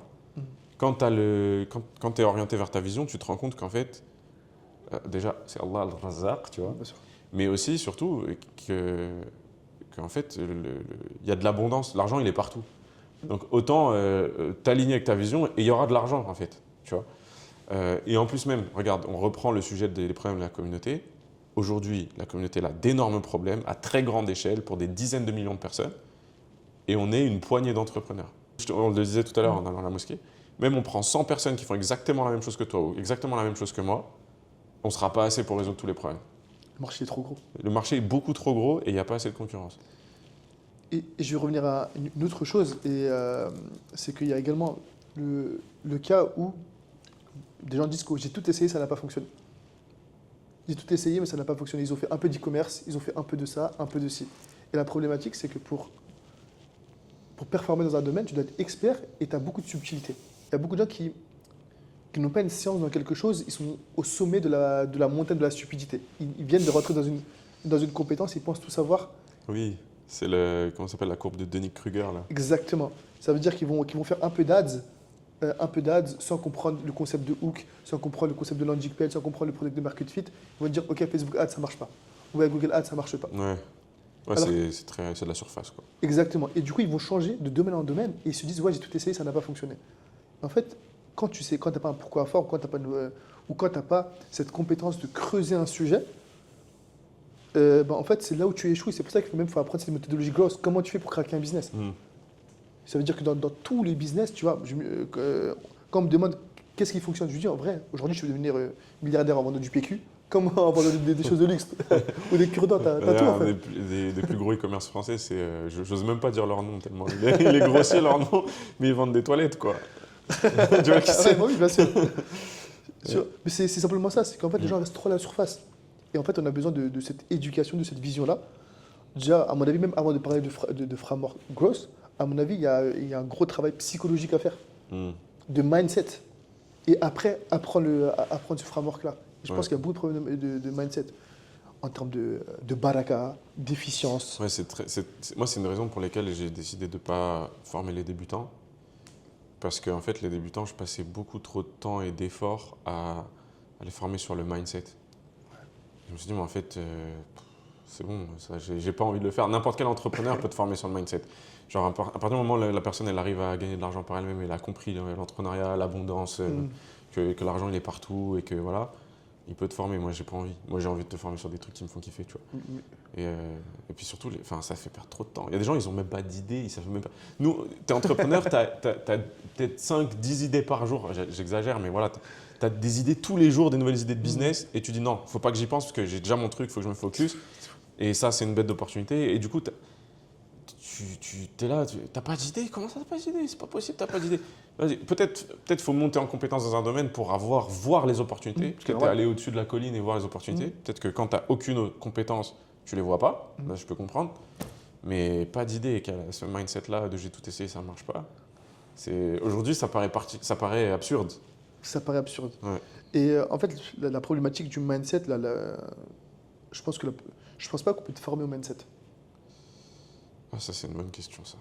Parce que pour moi, il n'y a pas de prise de conscience, il n'y a que des expériences émotionnelles correctrices. Il n'y a que docteur douleur qui peut t'apprendre ça. Tu vois. Les Grecs, ils appellent ça pathemata, mathémata. Tu apprends par la douleur. C'est ça, c'est qu'il faut que tu sois au bout du rouleau. Tu n'as pas le choix. Tu n'as pas le choix. Et c'est là où ton mindset change. C'est comme ça que je suis devenu entrepreneur. Hein. Moi, je le disais, je suis devenu entrepreneur parce que j'ai pas eu le choix. J'étais endetté. C'est soit je mettais 20 ans à rembourser, soit je devenais entrepreneur et je cassais tout en 2 ans et je remboursais. J'ai cassé tout en 2 ans, j'ai remboursé. Voilà. Et c'est pour ça que le mindset, c'est très particulier. Même formation de mindset, je trouve que c'est compliqué en fait.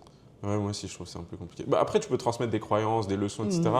Mais je me rends compte que la plupart des gens, en réalité, s'ils passent pas à l'action, parce que c'est ça, le critère, effectivement, c'est passer à l'action. S'ils passent pas à l'action, ces croyances-là, ils les comprennent pas. Et moi, il y a des choses que j'ai appris, que j'ai lues, que j'ai entendues, je les ai comprises qu'à posteriori. 3 ans plus tard, je fais « Ah, purée, c'est ça qu'il voulait dire !» Parce que tu le fais, tu le vis, et comme tu dis, c'est des expériences correctrices. Et tu vois, en fait, ce que tu disais, c'est qu'en fait, il y a une très grosse différence entre le fait de savoir, le fait de conscientiser et après le fait de passer à l'action. Je donne un exemple, tu vois. On sait tous que le risque vient d'Allah Azzawajal. Mais est-ce qu'on le met vraiment en pratique? Comment on se repose sur Allah Parce que pour moi, pour ma hijra, par exemple, j'avais tout, mais j'avais une partie, genre 20-30% que je ne maîtrisais pas. Et moi, j'étais dans mes trucs mathématiques et tout. Je me dis, mais oh, les croyants croyaient, tu vois. Est-ce que je crois vraiment, tu vois? Est-ce que je sais que c'est Allah Azzawajal, en fait, qui donne le risque, mais est-ce que je le pratique vraiment, tu vois? Est-ce que d'abord je l'ai conscientisé, je l'ai lu, je sais.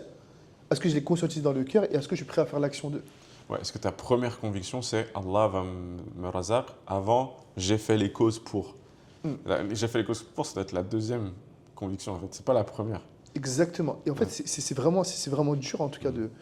C'est pour ça qu'en fait, je pense que même le Coran n'est pas. En tout cas, si le Coran était descendu d'un coup, ça serait trop dur à assumer. Et même, c'est l'A'mal qui renforce l'iman, tu vois. Il y a beaucoup de savants qui disent ça. Ils disent que c'est parce que tu fais que tu renforces ta croyance, tu renforces ton iman, tu renforces ta foi. Et les ayats, les signes, je veux dire, dans la création, on les voit parce qu'on fait. Tu vois, par exemple, le tawakkul, la confiance en Allah.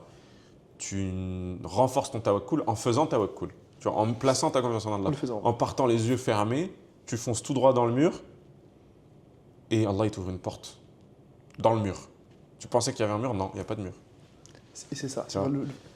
C'est vraiment fou quand tu le comprends. Et plus tu le pratiques, plus tu as le tawakkul, en fait. Moi, aujourd'hui, il y a des gens, ils me posent des problèmes. Je suis là, mais c'est pas un problème, juste fais ça.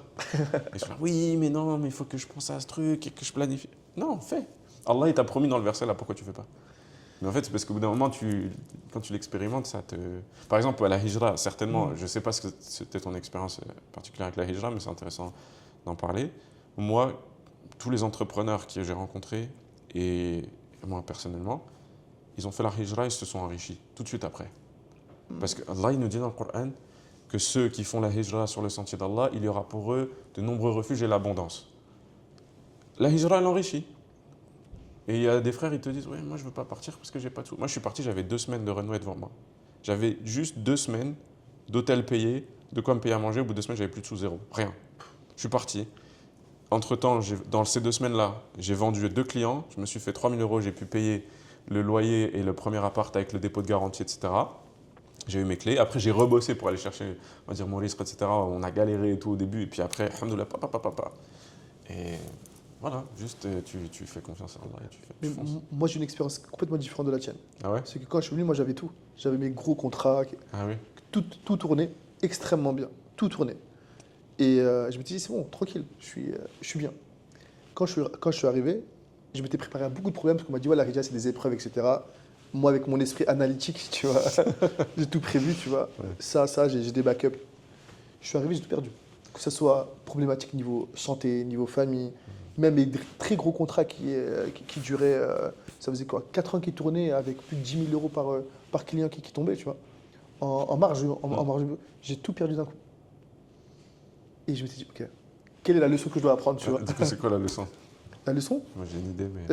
il y en a plusieurs. C'est que, au final, une des causes pour avoir de l'argent, ou pour être bien, c'est le fait de retourner à son Seigneur. Tu vois? Et ça veut dire qu'en fait, parmi les causes qui font que tu gagnes dans ce monde, parce que quand tu t'enrichis en tant que... Tu le sais, en tant qu'entrepreneur, tu sais très bien que ce n'est pas grâce à tes causes. Exactement, ouais, c'est ça. Que tu t'enrichis. Tu ne te reposes pas sur toi. Il y a une doha d'ailleurs, on me l'a envoyée, je ne la connais pas par cœur, mais je vais essayer je vais la ressortir. Et j'en ai une également qui est très très bien et qui m'aide beaucoup, en tout cas. C'est ça. Ya Hayy ya Qayyum bi rahmatika astaghith aslih li sha'ni kullah wa la takilni ila nafsi tarfata ayn. Ô toi le vivant, celui qui n'a besoin de rien et dont toute chose dépend, j'implore secours auprès de ta miséricorde. Améliore ma situation en tout point et ne me laisse pas m'en remettre à moi-même, ne serait-ce que le temps d'un clin d'œil. Ne serait-ce que le temps d'un clin d'œil. C'est fort, hein? Ça c'est fou. Et voilà. Et ça, il faut la faire après la prière du Asr. elle a recommandé de la faire après la prière de l'Asr. Bah, tu vois, on est après l'Asr. J'en ai une autre, et franchement, elle est puissante. Mais celle-là, c'est vraiment moi, quand j'avais lu la première fois, et surtout quand tous ces problèmes-là m'étaient arrivés, ça m'a beaucoup marqué. Et je vais te la réciter sous format traduit en français, du coup, forcément approximativement. Donc, oh Allah, je me mets sous ta protection contre les soucis et la tristesse, Ah oui. contre l'incapacité et la paresse, contre l'avarice et la lâcheté, contre le poids de la dette et la domination des hommes. Allahumma a'udhu bika min al-hammi wal-hazan wal-'ajzi wal-kasal wal-bukhli wal-jubn wad-dala'i ad-din wa ghalabati ar-rijal. C'est ça. Et celle-ci, je la trouve tellement Ah, puissante. moi, celle-là, elle m'a accompagné quand j'étais endetté, je la faisais tout le temps. Tout le temps. Ah ouais, celle-là, je la faisais tout le temps, tout le temps, tout le temps. Ouais. Ça est tellement puissante et du coup c'était peut-être que j'avais peut-être en moi, du coup je ne sais pas pourquoi, peut-être cet ego de l'entrepreneur, que tout va bien, etc. Et peut-être que la Zawajel voulait m'élever. M'élever. Donc, Ok, maintenant, est-ce que tu veux vraiment faire la hijra? Est-ce que tu veux, est-ce que tu tu as es vraiment? sincère? Ouais. Est-ce que tu es sincère? Et moi ça m'a permis en tout cas de travailler mon tawakkul. Est-ce que c'est pour les impôts? C'est c'est pour moi. Mais après j'étais convaincu de quelque chose. Quand ça m'est arrivé, c'est que tu vois, quand tu abandonnes quelque chose pour les seigneurs, ils ne te remplacent pas par la même chose, mais par quelque chose de meilleur. Tu vois. Et pour moi, ces épreuves-là, je les vois comme un jeu vidéo en vrai, tu vois. C'est que, ok, tu as des petites épreuves de la vie et à la fin, tu as un boss, tu vois. Ouais. Tu as un boss que tu dois abattre pour passer au niveau supérieur. Et pour moi j'étais au niveau là, j'étais au niveau où c'est le grand boss et je dois comprendre qu'est-ce qui se passe, du coup le vaincre et avancer. Et du coup là, j'ai fait les causes. Du coup, ça ne veut pas dire uniquement travailler, parce qu'il y a des causes spirituelles également à faire. Et après, Allah m'a remplacé par quelque chose de meilleur. Alhamdulillah. Alhamdulillah. Mais je suis passé par, on va dire, cette purification. Ah non, mais je vois tout à fait de quoi tu parles en fait. Et c'est ça qui est fou aussi avec l'entrepreneuriat, parce que ça te rapproche tellement d'Allah. Moi, je me rends compte, en fait, d'un jour à l'autre, Allah il peut t'enrichir, mais des montants, tu peux même pas les imaginer. Genre le moment où ça te tombe dans ton compte, tu te dis mais jamais j'ai imaginé des montants pareils. Et en même temps, tu peux tout perdre du jour au lendemain et te retrouver en négatif à des montants pareils que tu n'as jamais imaginé. Ouais, moi j'ai plusieurs histoires comme ça et à chaque fois ça m'a mis des claques, positifs ou négatifs. Mais du coup, après, tu te rends compte que bah, oui, c'est entre les mains d'Allah. Allah, il peut me donner, il peut me retirer, il peut me donner, il peut me retirer. Et l'essentiel, c'est quoi? La constante qu'on doit avoir, c'est notre but. C'est pas tout ça, c'est des distractions, tu vois, la course aux richesses. Et en vrai, la constante, c'est que on fait tout ça pour se rapprocher d'Allah et on revient au sujet de la vision, le pourquoi on le fait, la niya, etc. Ouais. Pour moi, faut préparer, on va dire, ses arguments lorsqu'on sera de l'autre côté, tu vois. Ouais. Qu'est-ce que tu as fait? Ça, Il faut pouvoir rendre des comptes, quoi. C'est la mas'ouliya, là, elle est très responsable. Mais c'est vraiment quelque chose, ça. Parce qu'en fait, l'entrepreneuriat, ça te pousse au tawakkul. Ouais, de ouf. T'as pas le choix, en fait. Quand j'avais conscientisé que c'est Allah qui donne le risque, tu vois, parce que je savais, mais je n'avais pas conscientisé, c'était que, tu vois, Alhamdulillah, Allah m'a facilité des compétences en ads dans lesquelles, comme tu l'as vu, j'ai géré les plus gros. Et du coup, moi, j'avais l'ego. Je sais que tu me donnes un compte Google Ads et je peux cartonner, peu importe, tu vois. Peu importe, je suis dans les tops du top. Même avec ça, je trouvais 0 client. Ah, c'est ouf. Subhanallah. 0 client. Ah ouais, c'est ouf. Vraiment, je te dis. Numéro 1, 0 client. 0 client. J'y arrivais pas en fait. Ajib. J'avais pas les bons contacts. Il y a rien qui tombait. Subhanallah, ouais, comme quoi. Tu vois, ouais, il y a une chose de toute façon qu'il faut absolument se débarrasser, c'est le kibr, l'orgueil. Et j'avais ça. Ça m'est arrivé 2 fois. Ça m'est arrivé Diala et j'ai senti qu'il y avait cette once d'orgueil. Ouais, t'inquiète, je peux le faire. Je peux le faire. Ouais, c'est moi. Tu vois, c'est moi. Je suis le meilleur. Ça, c'est l'orgueil de l'expert. C'est dur. Et une fois que j'ai corrigé ça, tu vois, comme quoi j'avais bloqué la baraka à cause de ça, tout s'est ouvert. Tout s'est ouvert. Et deuxièmement, la deuxième fois où j'ai eu, c'était que c'était plus un autre type d'orgueil, c'est que t'inquiète, je sais comment faire pour que ça fonctionne. Et c'est des campagnes que je lançais avec un peu une once d'orgueil. Et les campagnes qui fonctionnent à chaque fois ne fonctionnaient pas. Comme quoi? Comme quoi, c'est simplement cette once d'orgueil, tu vois. Subhanallah. Et après, quand je recorrigeais ma nia, la même campagne fonctionnait. Et j'avais pas d'explication logique, tu vois. Subhanallah. C'est vraiment de l'expérience. Ah, c'est fou. Hein. La même campagne, lancée avec les mêmes paramètres. Qu'Allah nous préserve. Et là, je me suis rendu compte qu'on ne contrôle rien. Ouais, c'est fou, c'est fou. Est-ce que tu as un conseil à donner à tous les gens qui veulent faire leur hijra mais qui sont encore bloqués? Ou qui considèrent qu'ils sont bloqués plutôt dans leur tête? J'en ai 3. Ok, Le premier, se mettre une deadline. ok. Tu es obligé d'avoir un objectif chiffré. Si tu n'as pas d'objectif, c'est un rêve, c'est pas un objectif. Parce qu'il ne faut pas confondre objectif et rêve. Hmm, Il y en a qui rêvent de faire la hijra. Est-ce que c'est vraiment un objectif? hmm.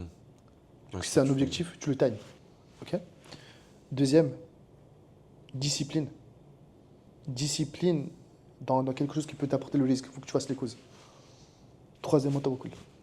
Mais tawakkul en premier. Ouais, t'as recoul en premier. Il faut inverser, tu vois. Ok. Tawakkul. Mais parce que même si tu fais ça, il y a des choses que tu ne vas pas maîtriser. Hmm, Du coup, il faut faire confiance à Allah, mais Allah nous a également donné un cerveau. Du coup, c'est pas quand le risque il est écrit, mais quand on te donne à manger, là par exemple, j'ai de l'eau, bah oui, si je veux, faut que je fasse la cause de le boire en fait. hmm. Donc en fait, tout est lié en fait. Si tu fais vraiment confiance à Allah, il faut que tu passes à l'action. Qu'est-ce que je veux dire? Ok. Une autre question, du coup. Toi, ces 2 dernières années, là, depuis que tu es muhajir, qu'est-ce que ça t'a apporté la hijra dans ta vie, que ce soit humainement, spirituellement, etc. Et que tu as envie de partager aux gens pour leur dire, mais venez, purée, venez, ça a tellement d'avantages, c'est tellement... Je pense que, on va dire deux principalement, c'était que je ne me rendais pas compte le fait d'être dans un environnement qui est hostile, à quel point ça me pompait mon énergie. Je suis d'accord à 200%. En France, en fait, même avant de commencer ma journée, j'étais fatigué parce que j'étais constamment sur mes gardes, sur beaucoup d'éléments que vous connaissez déjà. Et simplement, le fait de ne plus avoir cette charge mentale-là fait que déjà ta productivité, elle fait x5. Hmm. Uniquement ça. Ah ouais, c'est vrai, hein, c'est vrai. Tu vois. Et C'est- toi, déjà, tu me dis qu'à Médine, c'est encore mieux qu'ici. Ah bah oui, Médine, c'est encore mieux. Ouais. Ouais, t'as une prison mentale, une espèce de... T'as un carcan, hein, Exactement. Après, le deuxième, c'est vraiment pour l'éducation des enfants. C'est extraordinaire. Ah, ça c'est clair. Là, par exemple, mes fils, ils m'ont dit, ouais, papa, j'aimerais devenir imam. Masha'Allah, Allahumma Tu barik. penses Qu'Allah vraiment qu'en France, facilite. Qu'Allah facilite. tu penses qu'en France, ils m'auraient dit ça? Ouais, jamais. Non, peut-être, Allah Peut-être. alim, mais ouais. Et même, ils sont dans un environnement en fait, qui les pousse à devenir entrepreneurs, etc. etc. Parce que l'environnement est important. Ouais, les Émirats, c'est le pays des commerçants en plus. Ouais. C'est vraiment. Mon fils, il a 7 ans. Il a 8 ans. Il a déjà lancé sa chaîne YouTube. Et mon fils de 5 ans l'a suivi.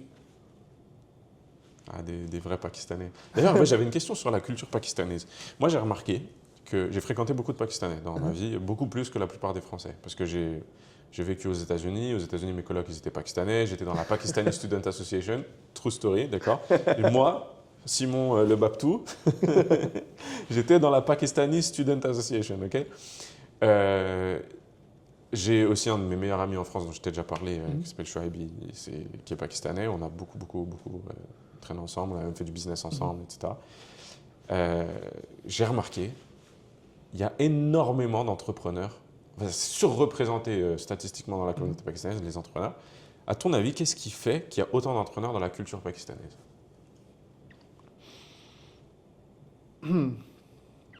Je te dirais, parce qu'on a des grandes familles à charge et un salaire ne suffit pas. Ah ouais, c'est vraiment ça, tu penses? Déjà, ça joue. Ouais. Si tu te dis, j'ai pas le choix. Non, dans le choix, c'est que parce que nos femmes ne travaillent pas, etc. Et souvent, en fait, on a nos parents à gérer, si on a des petits frères, des petites sœurs, on sait qu'on va avoir des dépenses. Au final, j'ai l'impression que tu dis, en fait, un salaire, non, tu vois. Ouais, j'ai capté. Ok. Et deuxièmement, j'ai l'impression que c'est un pays de commerçants, en fait. Commerçants, c'est qu'on a... En fait, c'est inné à l'intérieur, c'est qu'on est obligé de... Ouais, c'est culturel. C'est culturel, C'est en fait. attendu presque. C'est attendu, c'est culturel. Ouais, c'est le standard. En fait, tout le monde est commerçant, entrepreneur. Mais pourquoi je ferais pas ça, quoi? C'est ça. Ouais, ok. C'est qu'en fait, nous, on a cette culture de...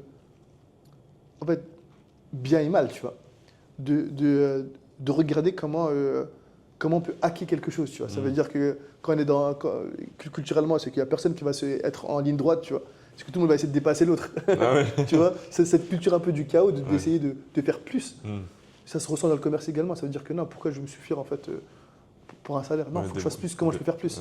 Comment je peux trouver quelque chose pour atteindre mes objectifs? On est très paresseux. Cette culture de la paresse fait qu'on veut accélérer les choses.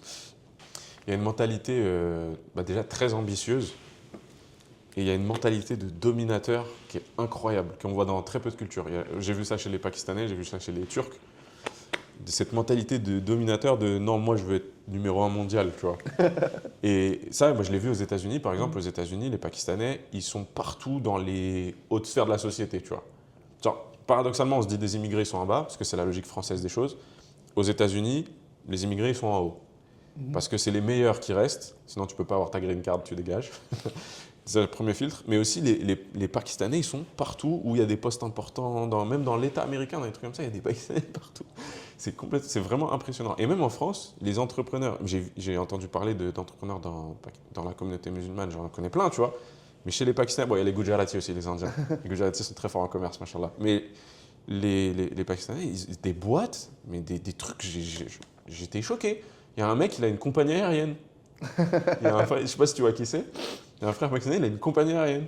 Tu vois, il s'est dit, bah tiens, je vais louer un avion pour faire des vols Paris-Lahore ou je sais pas quoi, ou Paris-Islamabad, je sais plus, parce qu'il n'y a pas de vol. Genre, qui a des idées comme ça, tu vois? En fait, tu as une culture peut-être, après, je ne vais pas parler au nom de tous les Pakistanais, il y a une culture également du show-off. Oui, les mariages, les gros Il y a mariages. une culture du show-off parce que, par exemple, mon père, typiquement là, je pense à mon père, qui est analphabète. Hein. Du coup, il a fait des business, il a tout fait. Quand je disais, ouais, j'ai investi des petites sommes, tout ça, il disait, mais c'est grand, on voit grand, tu vois.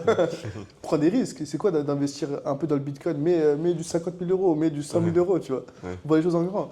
Et peut-être que c'est ça, en fait, qui fait qu'il y a une culture un peu du show, de la fierté, on réussit. Ah, moi, je suis un bonhomme, je prends des risques et tout. Tu prends des risques. Et même, en fait, c'est. Tu vois, en fait, en France, on a une culture dans laquelle en fait, la réussite, elle est blâmable, tu vois. Oui, il y a la jalousie, il y a l'argent, c'est mal, tous ces trucs-là. Alors que dans la communauté pakistanaise, on te demande normal ton salaire, on sait ce que tu as sur ton compte en banque, on sait ce que tu as acheté. Ah, c'est faux, ça.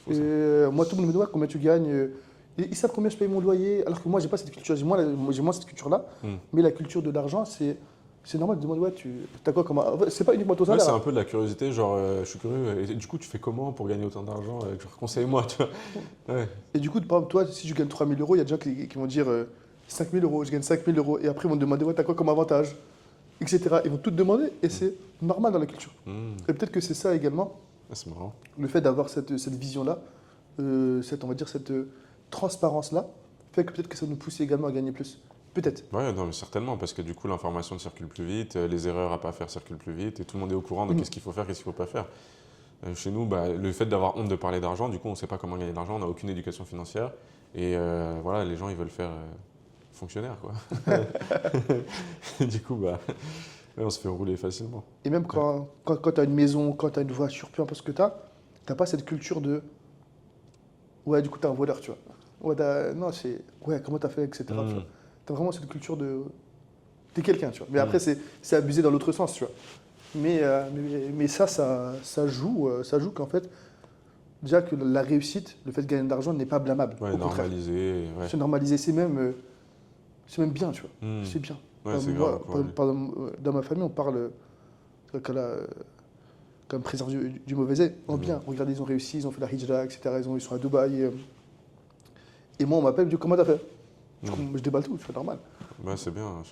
Il y a beaucoup ça aussi dans la. Moi, j'ai pris ça beaucoup de la culture américaine, parce que chez les Américains, ils sont vachement à l'aise de parler d'argent. Ils ont cette logique aussi d'être très transparent, de give first, tu vois, de beaucoup déballer tout, comme tu dis.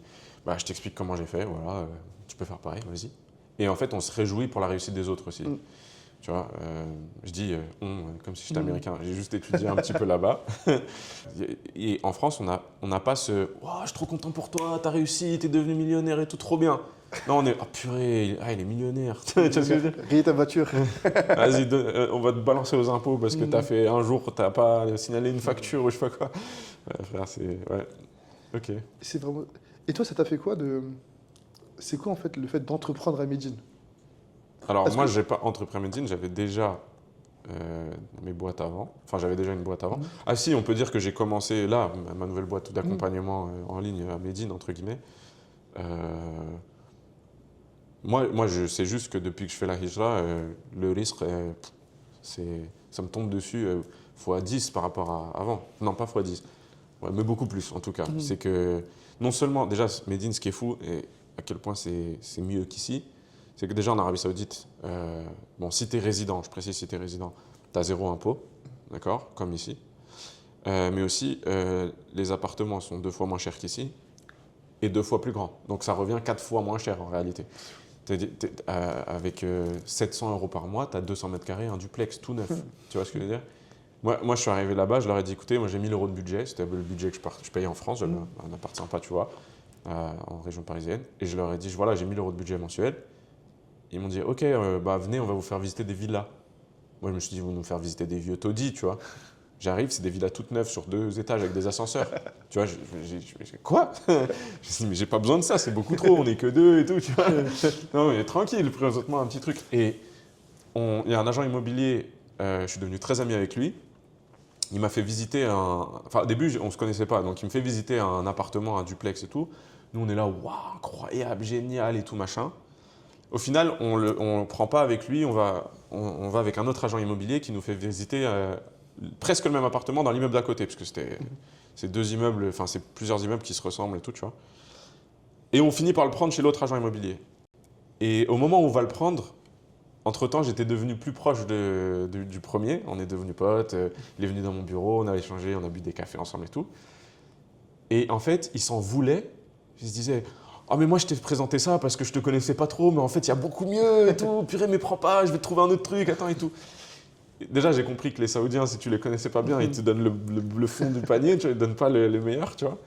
Mais aussi j'ai compris que en fait même l'appartement où nous on était là, wow, incroyable, bête appart, et on est trop contents, alhamdoulilah, tu vois. Pour lui c'était pas assez bien. Parce que… Ils n'ont pas les mêmes références. Ah non, ils n'ont pas les mêmes références. Bon, non seulement il y a ça, déjà tout est moins cher, tu as l'impression… Tu sais combien ça coûte le plein? Moi j'imagine ici ça coûte pas cher non plus. Mais… Moi, le plein d'un 4x4 que j'ai, c'est 30 € à peu près. Là-bas c'est 11 €. 11 €. Bah frère, c'est le pays du pétrole. 11 € tu fais le plein. Moi j'ai pas un 4x4 mais… C'est combien le litre en euros? Je sais même pas. Je sais même pas. De toute façon, 11 €, tu regardes même pas en fait. Ouais, 11 €, 12 €. Frère, en fait ça glisse tout seul. Je bois 2 cafés, c'est plus cher que ça, tu vois. C'est fou. C'est fou, hein. C'est normal qu'ici, en fait, il n'y a que des grosses voitures. Ouais, non, mais c'est dingue. Et pareil, moi j'étais choqué de voir à quel point, parce qu'on ne s'en rend pas compte, mais l'Arabie Saoudite, pendant longtemps, c'était fermé, donc on ne savait pas trop ce qu'il y avait en Arabie Saoudite, ce qui se passait là-bas. Ça devient un peu plus ouvert au monde, ils font beaucoup de pubs pour le tourisme et tout. On connaissait mal l'Arabie Saoudite, mais moi je ne pensais pas que c'était aussi riche. Donc, on a tous l'image de le Qatar, les Émirats, c'est très riche. Mais je ne pensais pas que l'Arabie Saoudite c'était aussi riche. Et par exemple, déjà, il faut juste remettre en perspective, l'Arabie Saoudite, c'est le pays arabe avec le plus gros PIB. Et il est peut-être 2 fois supérieur au numéro 2. Ouais, du coup, c'est le pays arabe le plus riche, me semble. Le plus riche, tu vois. Et là-bas, en fait, tu dis Dubaï, tu vois, il y a plein de classes G et tout. Médine, pareil, il y a des classes G partout. Il y a des classes G partout. C'est-à-dire que des gens qui sont blindés, il y en a plein. Une fois, je vais à Gold Gym, c'est-à-dire c'est peut-être la salle de sport la plus chère de Médine, tu vois. Mais je vais là-bas et je croise un mec, tu vois, il s'assoit à côté de moi comme toi, tu t'assois à côté de moi. J'étais au téléphone, j'étais en visio avec ma team, tu vois. Et il m'interrompt, tu vois, et il veut me taper la discute. Je lui réponds comme ça par politesse, puis je lui dis, je suis en réunion, j'arrive. Enfin, je suis en réunion. Il attend pendant 20 minutes à côté de moi, d'accord? Je finis ma réunion, je raccroche et puis après je dis salam alaikum et tout, comment ça va, machin, je commence à parler avec lui.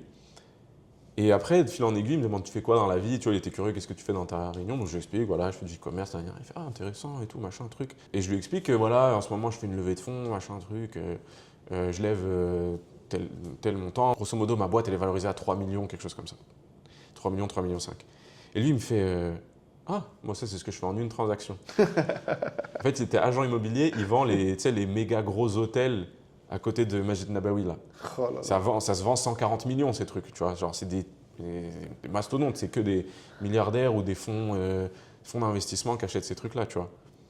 Et il me fait ouais, bah si tu veux, je te formerai à l'immobilier et tout, comme ça tu peux faire des transactions. Juste moi je fais une vente, je travaille plus de l'année. Il me dit, tu vois.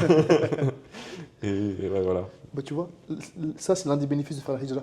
C'est qu'en fait, ça casse les plafonds de verre. On n'est plus Exactement. le fait de gagner. Parce qu'à l'école, les gens disaient ouais, combien vous voulez gagner. Les gens disaient ouais, à partir de 2 000 € par mois, je suis content. Et 3 000 €, c'est vraiment le haut du panier, tu vois. Ouais. Mais quand tu passais à quand tu disais ouais, non, moi c'est du minimum 10, 20, 30 000 € pour être bien, et les gens te disaient mais ça leur va même pas à l'esprit que 20, 30 000 € c'est possible ou c'est Ouais. atteignable. Alors qu'ici, et ici, les gens qui gagnent beaucoup d'argent sont accessibles. Que Ouais. ce soit, à mon avis, à Médine et même aux Émirats, oui. Non, pour deux raisons. La raison première, c'est que dans la culture, c'est OK d'avoir accès au CEO. Moi, j'ai rencontré un des mecs les plus riches d'Arabie Saoudite à Médine. C'est même pas lui. Hein. Lui, il est très riche, mais c'était un autre gars. Juste parce que, voilà, on m'a mis en contact, paf, paf, bah vas-y. Et je me suis retrouvé dans son bureau, on a tchatché pendant 1 heure. Le mec, sur sa photo WhatsApp, j'ai son WhatsApp, hein, il est avec le roi d'Arabie Saoudite. Tu vois. Tu peux pas faire plus haut. Tu peux pas faire. Donc, c'est un des mecs les plus riches d'Arabie Saoudite. Il a la plus grosse boîte de. C'est le revendeur de, tu vois, les Skechers, des trucs comme ça. Il a une grosse boîte de chaussures saoudiennes. Tous les Saoudiens, ils ont des chaussures chez lui, tu vois. Bref, il est très, très riche. En tout cas, il y a déjà la culture, c'est qu'il n'y a pas la secrétaire qui te dit non, non, le CEO, il n'est pas disponible. Tu peux aller chez le CEO. Tu vois ce que je veux dire? Déjà, il y a ça. Et le deuxième truc, c'est que c'est des musulmans. Donc, il n'y a pas ce plafond de verre de on est entre nous et vous, on ne veut pas vous voir chez nous, tu vois.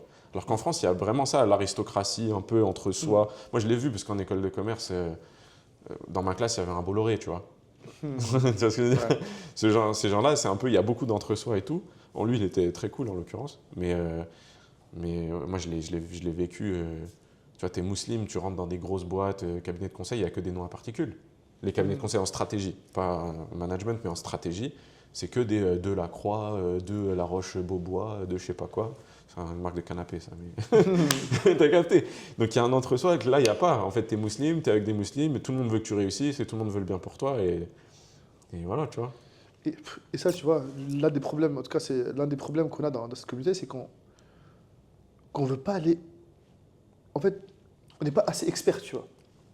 C'est-à-dire qu'on ne veut pas pousser les choses loin. Il y a des gens qui sont bons, mais en fait, qui est-ce qui pousse ses compétences au paroxysme, tu vois? Il y en a très peu. Parce que même moi, quand je suis monté, je voyais personne. Moi, j'étais quasi le seul, tu vois. Je parle pas de moi, je suis le seul étranger, tu vois. Ouais, Les étrangers ne sont pas forcément musulmans. Je suis l'un des seuls. Ouais, au début, c'est solitaire l'entrepreneuriat. Solitaire. Et ça, c'est pesant au final, tu vois. Tu dis que c'est bizarre, c'est que moi, je suis un ovni ou c'est. Ouais, de vous. Mais moi, j'ai le même sentiment. C'est-à-dire que là, en venant ici, moi, je me suis retrouvé aux Émirats par hasard, parce que je ne devais pas y aller, je ne voulais pas y aller. Je suis sorti de l'Arabie Saoudite pour renouveler mon visa, j'ai pas pu rentrer, du coup je suis ici. Tu vois. Mais qadar Allah, je me suis dit, il y a un khair. Si je suis ici, il y a un khair. J'ai même pas choisi, Allah il m'a amené ici, il y a un khair.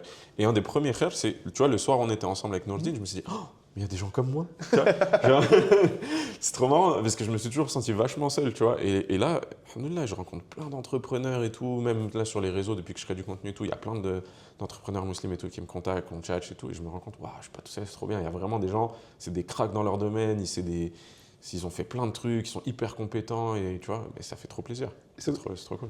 Et l'inverse, tu crois? L'inverse, c'est que tu vois, c'est ça la puissance de la NIA. C'est que moi, je réfléchissais, ouais, Médine, tu vois.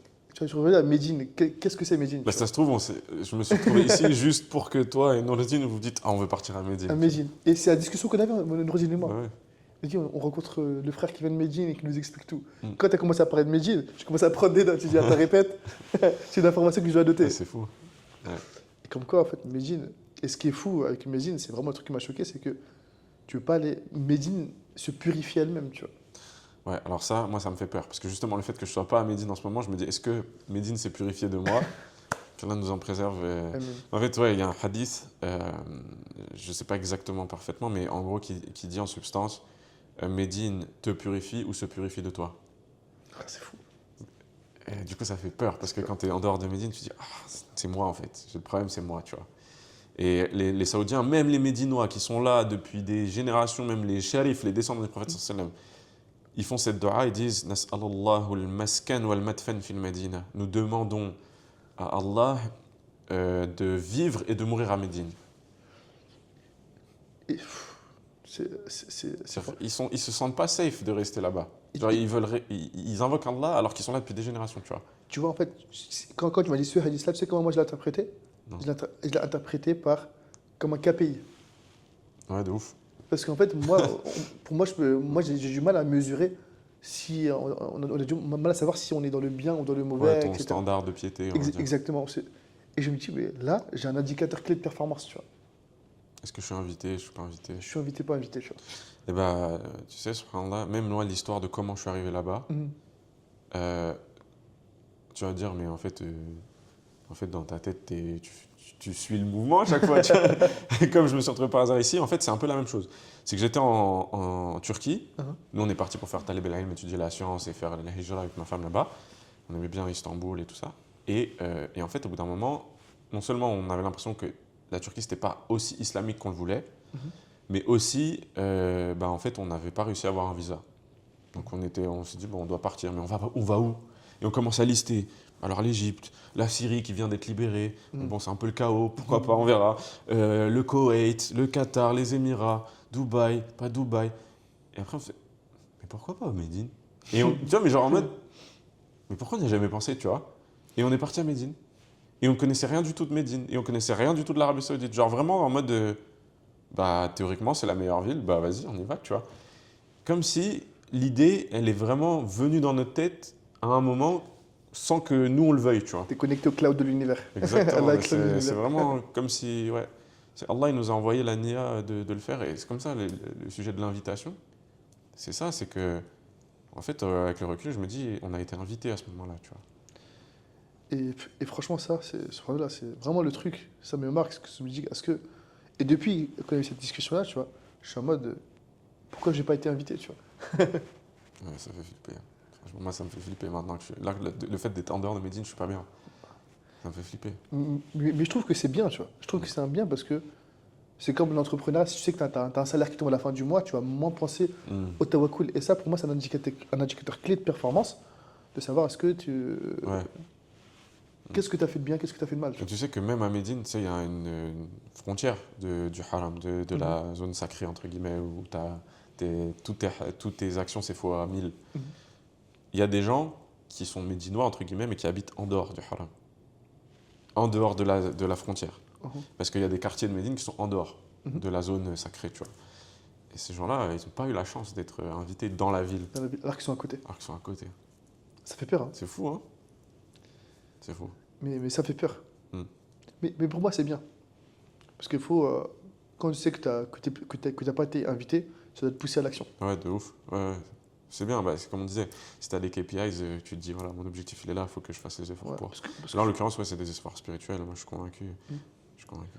qu'en fait, le fait d'être dans le déni ne servira à rien, en fait. C'est uniquement. Tu vois, en fait, regarde, ce qui est marrant, c'est que dans une société ou dans la vie, tu vois, la première étape pour résoudre un problème, c'est être conscient qu'il y a un problème. Hmm.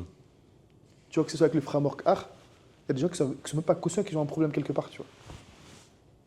Ouais, c'est ça. Bah, c'est ce qu'on disait tout à l'heure quand je te Mhm. disais que moi, le framework art, il m'a permis de débloquer des entrepreneurs autour d'un café en moins d'une heure. C'est-à-dire que je parle avec eux, je fais une analyse, je leur pose des questions sur leur KPIs en acquisition, leurs KPIs en activation, leurs KPIs en rétention, leurs KPIs en référent, leurs KPIs en revenu.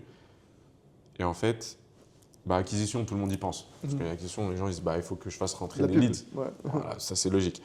Mhm. Activation, la plupart des gens, c'est hyper rare d'être vraiment bon là-dedans, tu vois. Genre être super fort en landing page, super fort en copywriting. Même les gens qui disent je suis copywriter, la moitié ils sont nuls, tu vois. C'est rare que je vois des copywriters, je me dis ok t'es bon, tu vois. Mhm.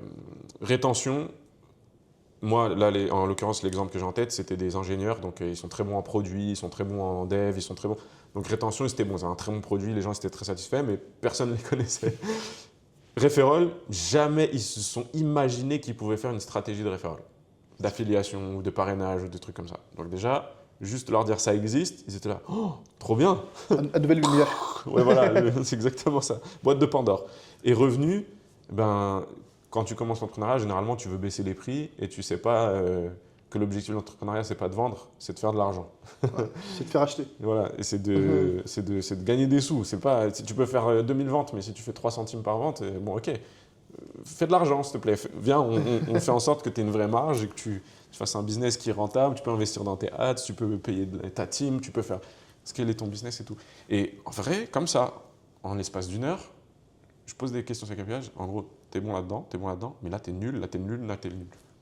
Ah, on a un problème. Docteur, dis-nous ce que nous va faire, tu vois. C'est comme ça. Franchement, il faut simplement apporter de la valeur. Et du coup, la question que je me pose, pour finir, c'est est-ce qu'on a un framework pour réussir sa vie? Ça, c'est un truc à... Comment tu diagnostiques ta vie au final? En fait, je sais même pas si on peut. Parce que moi, je pense à la Surat al-Fatiha. On dit Ihdina sirat al-mustaqim. Guide-nous dans le chemin. C'est souvent traduit, c'est traduit par guide-nous dans le chemin droit ou le chemin de la droiture. Mais mustaqim, enfin, moi j'ai fait en sarf, c'est on va dire la morphologie en langue arabe. C'est la même racine que istighfar, tu vois. C'est istiqama, istifa'ala. Quand il y a cette construction grammaticale, istighfar, ça veut dire le demande de pardon. Astaghfirullah, c'est je te demande pardon. Okay. Sinon, le ghafara, c'est le pardon. Donc on peut dire Rabbi ighfirli, Rabbi pardonne-moi, ou astaghfiruka Rabbi. Mais c'est la même racine à la base, tu vois, c'est ghafara, mais istaghfara et ghafara tout seul.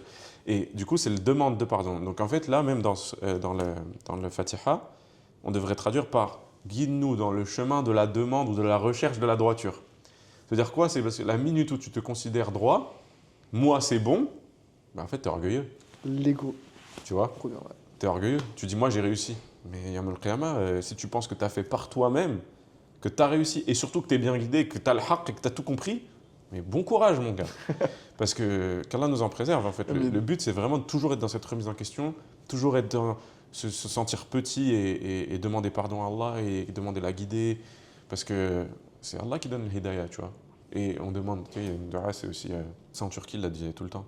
Allahumma nas'aluka tamam al-ni'ma wa dawam al-afiya wa husn al-khatima. Ya Allah, donne-nous tamam al-ni'ma, c'est-à-dire la ni'ma complète, les bienfaits complets. Tamam al-ni'ma. Dawam al-afiya, c'est-à-dire l'afiya, c'est les bienfaits dans leur continuité, en fait, le bien-être, le manque de problèmes, l'absence de problèmes. Dawam, c'est dans la durée, entre guillemets. Et husn al-khatima, une bonne fin. Parce que tu peux être hyper pieux aujourd'hui et avoir tout compris. Et demain, tu vois, sortir de l'islam, qu'Allah nous en préserve. Amin. De toute façon, c'est que la fin qui détermine. Exactement. C'est la conclusion, hein. C'est le résumé de ta vie en fait. Bah, on va finir sur la fin, du coup on va s'arrêter là. Barakallahu fik Mounib. Inch'Allah, on aura l'occasion d'en faire d'autres. Inch'Allah, avec grand plaisir. Surtout si on commence à travailler ensemble, et c'était super cool. En vrai, on aurait pu continuer pendant 2 heures. Voilà, on était parti. Allez, salam alaikum. Wa alaikum salam.